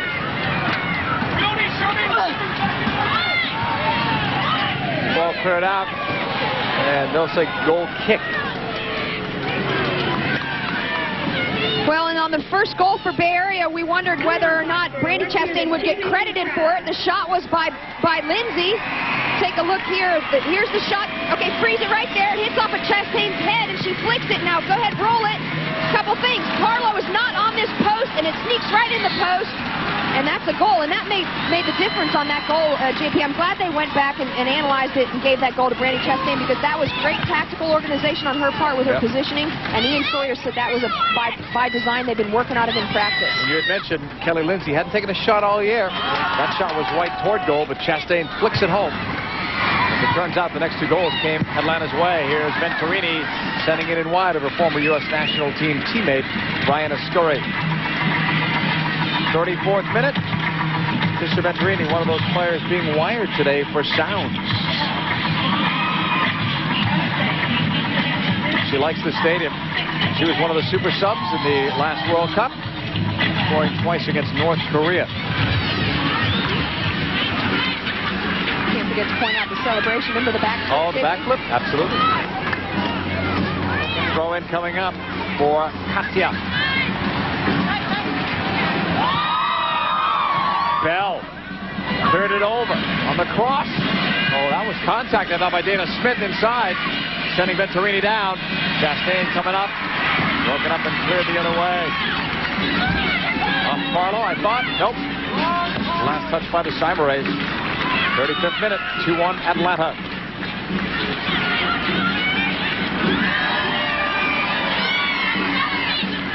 Stiniak. Now Bivens. Deflected by Katya. Segura for Katya. Segura played for Mexico in the last World Cup. This one's going to be cleared away and out. It'll be another throw-in. And again, it belongs to the Cyberay. At the conclusion of tonight's game, we'll select the Air Max player of the game. Air Max, the official laundry detergent of the WUSA, will donate $1,000 in that player's name to the Women's Sports Foundation to help support a new era for girls and women in sports. Then Torini will find Chastain. Oh, off the face it looked like of Augustiniak. Pushed upfield, and that's going to be blocked. And Segura back towards CC, cleared by the beat. Deflected away, and it'll stay in play. Harlow with those long strides catches up. Corey Bryant against her. Nice comeback from Bryant, who touched it last. It's going to be long to the Atlanta Beat. Arnold led this team in assists, shots, and shots on goal. Ended the year with a couple of concussions, but has played well in the last few games, especially last week.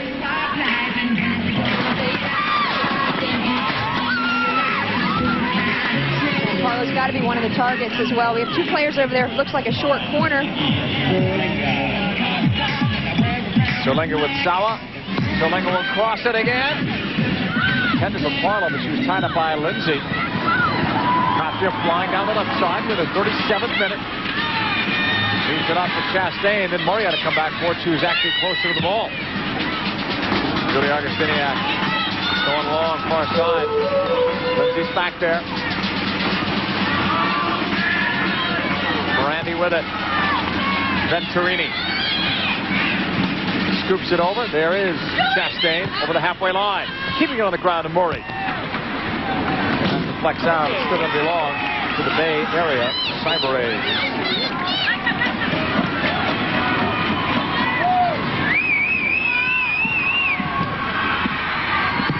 Clearance by Smith. Going by it down. Murray going outside. Chastain up toward Bell. Pushing it back. Bay Area still controlling. Nice move by Venturini to keep it alive. More contact in the box. Sandra Hunt says no. Apparently the legs may have just gotten tangled up. Yeah, from here it looked like maybe she just got tangled up. Tough to say, but no question about it. Murray's run was completely stopped in the box. Whether it was her own doing or the defender's doing, she got tripped up. Katya. Sending it through. The flag just popped up on Julie Murray for the offside.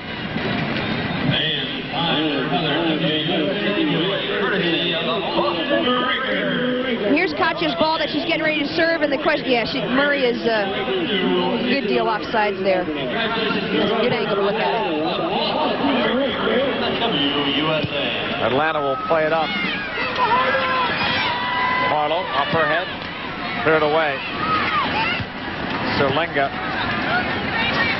taken away by Atlanta. Wiskowski sending it up. There is Lakeisha Bean looking directly into the sunlight and making the grab.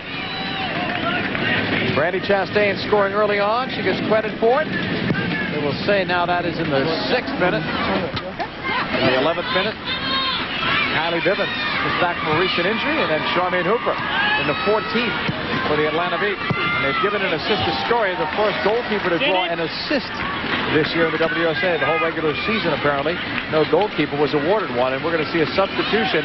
Julie Augustiniak comes out, and Amy Walsh will come in, and Walsh is going to play against the team that cut her earlier this season, the Cyber Rays. Well, that's some neat incentive for her, and I think maybe the sub may have something to do with what we heard Tom Stone. We had some great audio on him earlier, maybe 5 minutes ago, that his team's playing too much zone and passing players on. He wants more of a concentrated effort to pick up the players when they're in the final third, which is in the, about 30 yards and out from their goal. Not a good shot there in the end by Venturini. So that's the substitution made. Walsh in, the Canadian international, and Julie Augustiniak goes out. Julie got to start later on in the season when Kylie Bivens was hurting. 40th minute. Katya was involved in that battle with Serlinger. CC. Right here by Serlinger, picked up by Bivens. Going long, there's Hooper. Cutting inside of Oseguera. Back to the outside for Hooper. She gets free. Hooper's in. Tough angle. Played it back. Oh, I think she had a great chance to score on her own, and Brian knocked it out for a corner. Oh, and she's got her hands on her head, but give herself some credit. An unbelievable attack Her first touch just fries the defender, then she gets in, and on the third or fourth chance here, beats 2 or 3 defenders. Now she's in on the keeper, doesn't have a shot, serves it across. Tori Bryan is there to make a huge save. Parlow was right behind her. Thought she could have kept going and had a better chance to score, but she passed it up. Terlenga crossing, headed up by the Cyberays. Amy Wallace will chase it. Wallace will pick it up on the far side. Knocked out. Throw in for the Atlanta Beat. 41st minute. Atlanta with a 2-1 lead.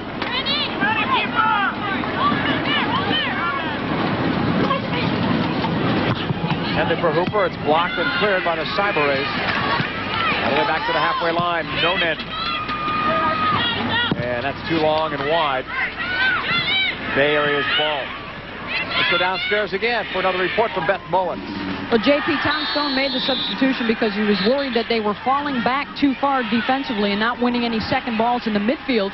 And he was concerned that Hooper and Parlow were coming back too far to get service. So he put Walsh in the back, and he's looking for Sawa and Bibbins to start moving forward. J.P.? Thanks, Beth. We've got another call back the other way, says Sandra Hunt. And Atlanta's going to get the ball back in the 42nd minute. Well, it's so great to have the benefit of having, Beth down on the sidelines. She's picking up some great information. The thing I loved about that is that it's I should point out, that's Lark Chastain right there, Brandy's mom, and over her right shoulder is Brandy's dad, Roger Chastain. 42nd minute, here's Oseguera. Pushing it back, Lindsay. Going long. That's deflected by Parlow. Taking Katya down. Play continues. Oseguera off Katya. A favorable Atlanta deflection. The WSA at TNT is being brought to you by Clean and Clear for clean, noticeably clear, beautiful skin. Clean and Clear and under control. And by Soft and Dry, powerfully clear protection for today's active women.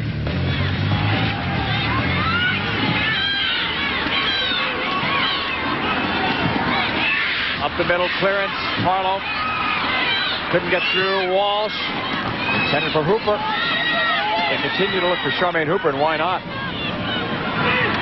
From the left sideline,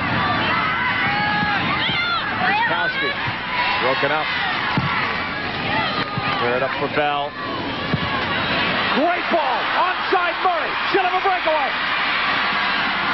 Around Murray. Go Murray. 2-2.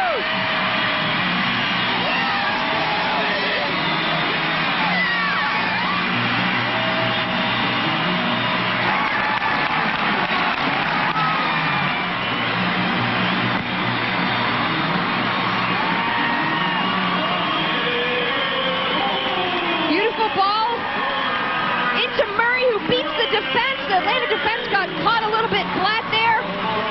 And look at her, just composed, commits scurry, takes her on, back of the net. There's another look. This is a great view here by our clear view. And she just beats scurry, takes her on, and finishes. Beautiful finish by Julie Murray. So a 2-2 game. We're now in the 44th minute. Julie Murray. Third goal in the postseason, which in this postseason is just back-to-back games. I didn't get to finish a comment I was making earlier just because we wanted to show the Chastains in the stands, but it's nice having Beth down on the sidelines because that type of information about the compactness, whether Parlow and Hooper are coming back too much. Tombstone wants his midfielders to step up into that space. And it's interesting because that first breakdown, why Walsh went in, that ball went right through that space. They still need to clear that up in Atlanta's defense, and that's great information coming to us from the sidelines. A couple of minutes of stoppage time will be added on here. We're in the final minute of the first half. More goals than a lot of us expected in the first half, Shirley, between the two best defensive teams in the league. Foul again. Quick restart. CC to Chastain. Bay Area looking. Going long again. Inside. Set wide by Venturini. Goal kick for Scurry.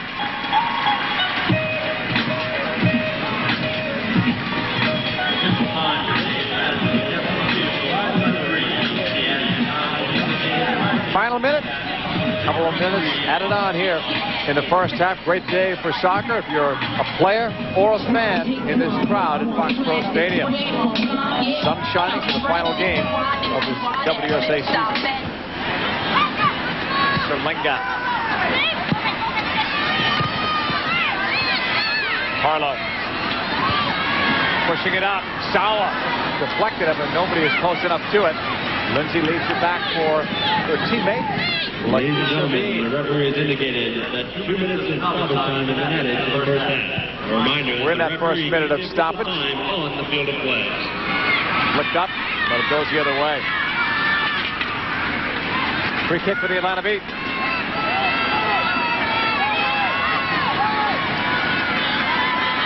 So Bay Area scores the first goal and the last goal. Atlanta gets the 2 in between. And we're even at 2. Some more contact this time on Hooper and Atlanta.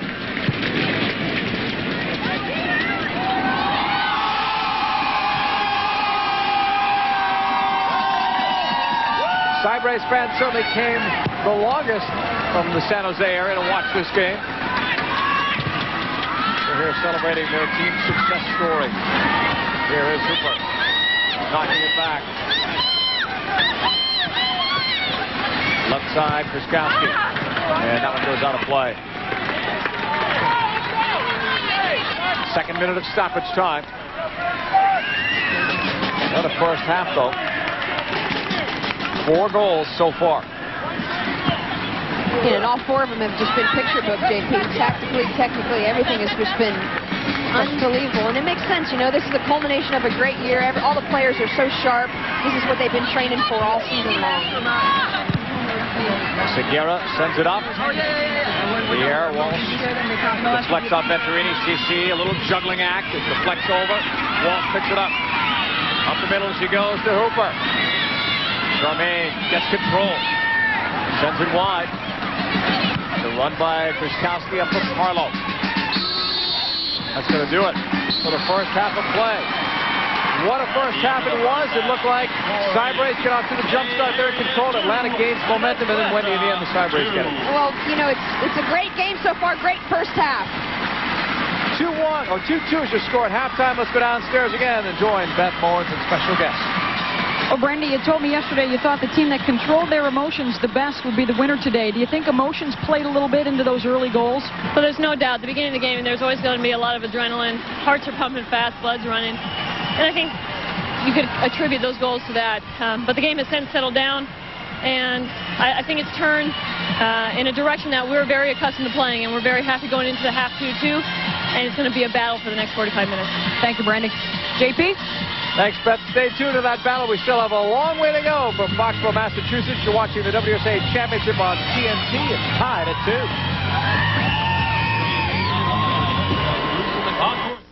2. If you thought 20/20 vision was perfect, ask your eye care professional about the AccuView 2 contact lens. 7 out of 10 who wear it see better than 20/20. AccuView, advancing the science of sight. Well, when I got hurt in this work, glad I had supplemental insurance. Supplemental insurance? What's that? Aflac. Well, even best insurance doesn't give you cash to cover things like lost pay, other expenses. This does. What does? Aflac. Shouldn't ask about it at work. Really? And what's it called? Aflac! Aflac. Without it, no insurance is complete. Aflac! Ew, the shine's gotta go. The Shine Control Powder from Clean and Clear. It's blue, so it helps get rid of shine and redness. Ready? Ready. Invisible Shine Control Powder. Clean and clear and under control. Water sustains life. But why sustain when you can kick?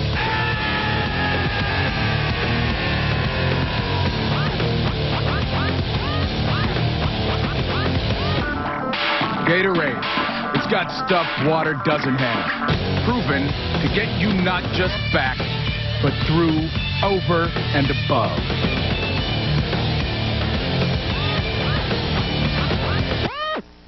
It's Toyota clearance time. I like it. Clearance happens just once a year, and you'll like the values on the summer's biggest inventory. Right now, get 0% financing on the safest SUV in America, Toyota 4Runner. Lower your monthly payments with 0% financing when you buy any new 2001 4Runner or pocket $2,000 cash back. Your choice. Toyota's 2001 clearance, going on coast to coast. Now when you order any pot from our exclusive Wolfgang Puck Bistro set, you'll get a full belly. Absolutely free. The Wolfgang Puck Bistro Collection, only on Home Shopping Network. Now when you buy anything from our exclusive Marie Claire R2R collection, you'll get 3 jealous friends. Ooh. At no extra charge. The Marie Claire R2R collection, only on Home Shopping Network. Ooh. Plenty of atmosphere today in Foxborough Stadium, the WUSA Championship, all even at 2 goals apiece. Let's go downstairs again where Beth Mowins is standing by with Charmaine Hooper. Charmaine, were you surprised? It seemed like early on, initially, they were giving you a lot of space to move up top. Yeah, I think it's just because of the way they play back there. They play that flat back four, and I enjoy playing against the flat back four because it gives me more time and space to run around out there. And mistakes happen with the flat back four, I think. What adjustments do you guys need to make at the half?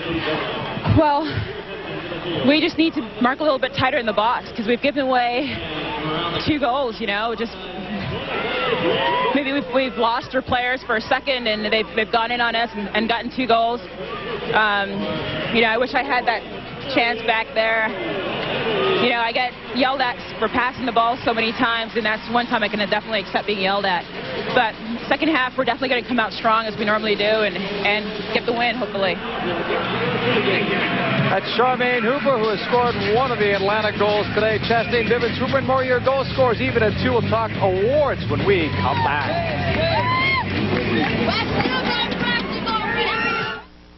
With an ordinary ultrathin, leak is a 4-letter word. Ooh. Stay Free introduces the only ultrathin with 4-wall protection against leaks. 4 letters meet 4 walls. New Stay Free ultrathin.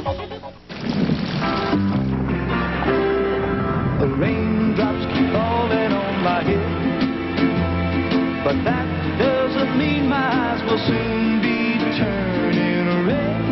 The Sonata from Hyundai, with the freedom of America's best warranty plan. 10 years, without a care in the world.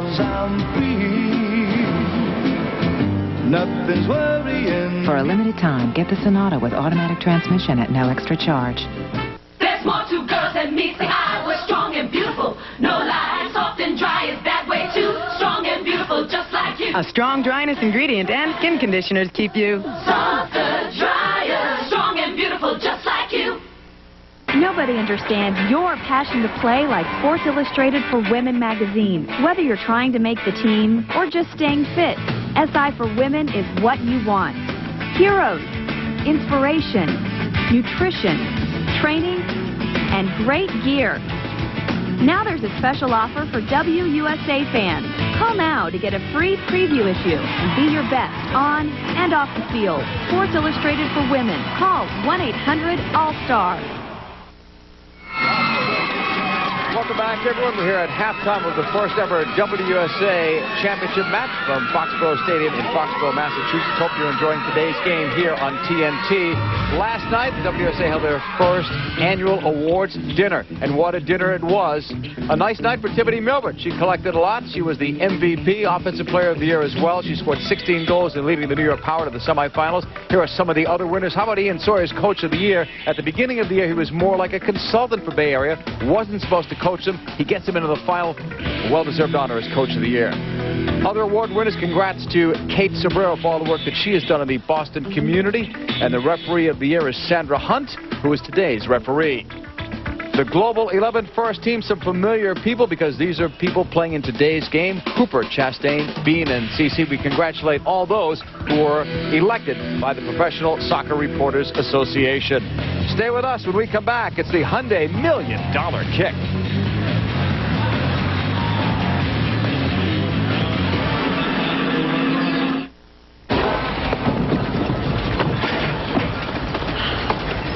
Relax, we got supplemental insurance. What are you talking about? If we get injured and miss work, we're covered for things like lost pay and other expenses with this. With what? Plus, they pay you cash. Great, huh? Who does? Aflac. Without it, no insurance is complete. Introducing new Era Max. I am a jungle gym. I am a trampoline. I am a brick wall. I am not a washing machine. Now you don't have to be. New Era Max. Cuts through your active family stains to brighten whites and colors. I am a finish line. New Era Max. This is your era.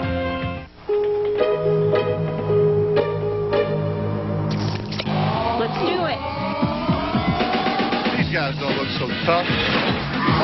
Heads up. I got your back. On your left. Go, go, go. I'm hot, baby. Time to go for a spin. Gatorade.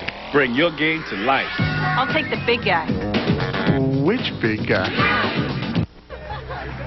Oh, well, welcome back and good morning. Yeah, morning. Today we're going to be in the kitchen talking about some great breakfast Kitchen. ideas. Not as great as the one at Golden Corral, where right now you can get made-to-order eggs and omelets, plus all your breakfast buffet favorites, and all you can drink juice, all for one great low price. Weekends only at Golden Corral. We'll be right back. Yeah, right back. Highway 59, exit Airport Boulevard. Read Chronicle Classifieds, and it's all right in your hands. Need a better boss? Chronicle Classifieds gives you more local jobs. A smoother ride? Our car listings are updated every day. A nicer home? We've been on top of Houston real estate for, about 100 years. For a better handle on what's out there, pick up Chronicle Classifieds. It's in your hands.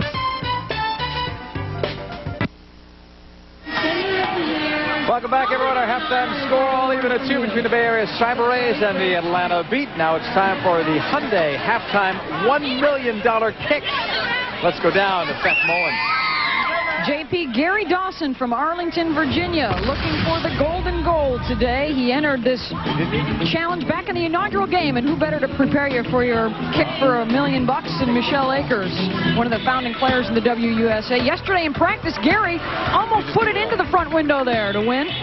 And just a few moments ago, his chance at $1 million here at Foxborough Stadium has to put into the opening of that front window, and it bounces off the tire. But Gary's not going home empty-handed. He gets to drive home in a 2001 Hyundai Santa Fe, and he's enjoying all the action here at the championship game. JP? That's a nice prize for Gary. Thanks, Beth. That's our Hyundai halftime $1 million kick. Come back with us. We still have highlights, and we'll also hear from some players. It's 2-2 in the WSA final. Air. It's in the air. Carefree breathable panty liners keep you fresh and dry. They're the only ones with air spun, a unique layer that lets air through. Every day, be fresh. Be carefree.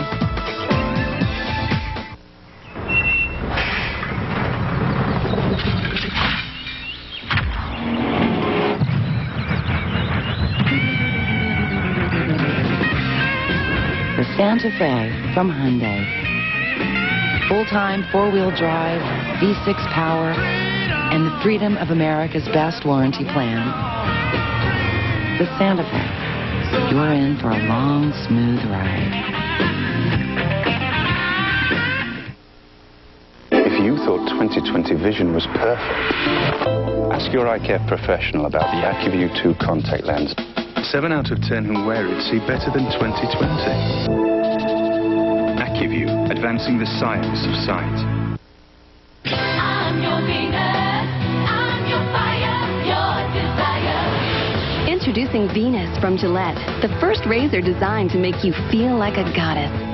Protective cushions surround 3 blades for the closest shave ever in just 1 stroke. So close, your skin stays smoother longer. And that's something all goddesses are entitled to.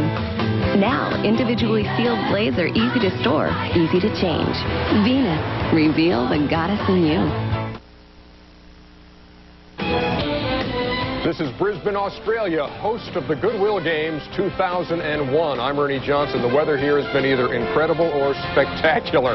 It's been stunning, and things get going on Tuesday. We'll see Michelle Kwan unveil her Olympic program in the first step to Salt Lake. Marion Jones takes aim at Jana Tusevich-Block, who beat her at the recent World Championships. And Russians Svetlana Horkina and Alexei Nemov lead star-studded gymnastics fields.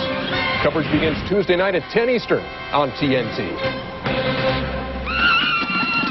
On the Olympic Soccer in Foxborough, Massachusetts, just down the road from Boston. It's 2-2 between the Bay Area Cyber Race and the Atlanta Beat. We welcome you back to Foxborough Stadium. This is the WUSA Championship match along with Wendy Gebauer. I'm John Paul Dale camera. Who would have thought we'd see 4 goals, Wendy, in the first half alone? Oh, JP, I mean, it's unbelievable, but the neat thing is it's a new game going into the second half, but we'll take a moment and look at some of the magic in the first half. This is Bay Area's first goal, initially credited to Lindsay, but actually came back and gave it to Chastain for her flick. Hooper has been tough for the Bay Area defense to deal with. Look at her here setting up Sawa, who actually serves a beautiful back post ball to Augustiniak, who has way too much time if you're the Bay Area defense.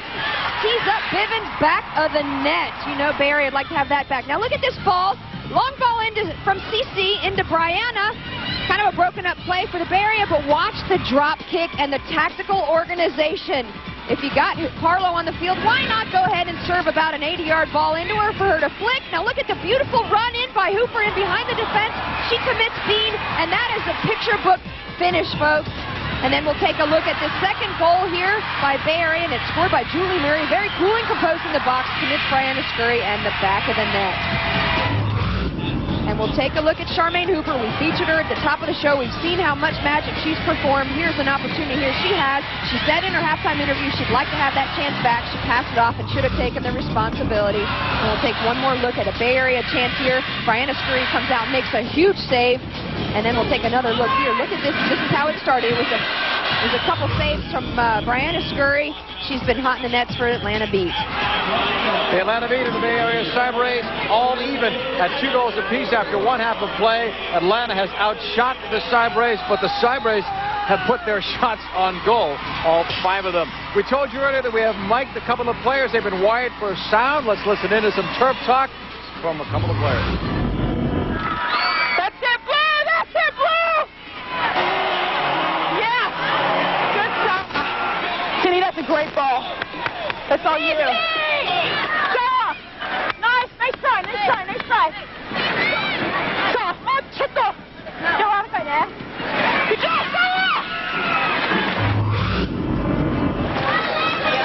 Get pressure, D, get pressure, D. Yeah, get there, Jules, get there. Come on, D, come on, D. Time. Hey, G, give me a holler. You're open, give it. Okay. Quicker, just a little quicker. Women's soccer rules, so say these fans, and it'll rule for another half. We need to have a winner in this final. It's 2-2. Come back with us for the second half. Relief can't come soon enough when you've got the burning itch of a yeast infection, which some treatments may take up to 24 hours to relieve. So the new Monistat 3 combination pack includes a separate cream that starts to relieve the itch immediately. Monistat. There's more to girls than meets the eye. We're strong and beautiful. No lies, soft and dry is that way too. Strong and beautiful, just like you. A strong dryness ingredient and skin conditioners keep you softer, drier, strong and beautiful, just like you. It's Toyota clearance time. I like it. Clearance happens just once a year, and you'll like the values on the summer's biggest inventory. I like it. You'll like 0% financing on the #1 selling car in America 4 years running, Toyota Camry. I like it. That's 0% financing on every 2001 Camry when you buy, or choose $2,000 cash back on Camry Gallery Series or Collector's Edition. Toyota's 2001 clearance, going on coast to coast. Showtime asks, where is the next Joe Frazier? The next Larry Holmes? The next Roberto Duran? Where is the next young star on his way to the main event? Go get it. Showtime is bringing back boxing the way it used to be, with live bouts from around the world every other weekend. Showbox, the new generation. Only on Showtime.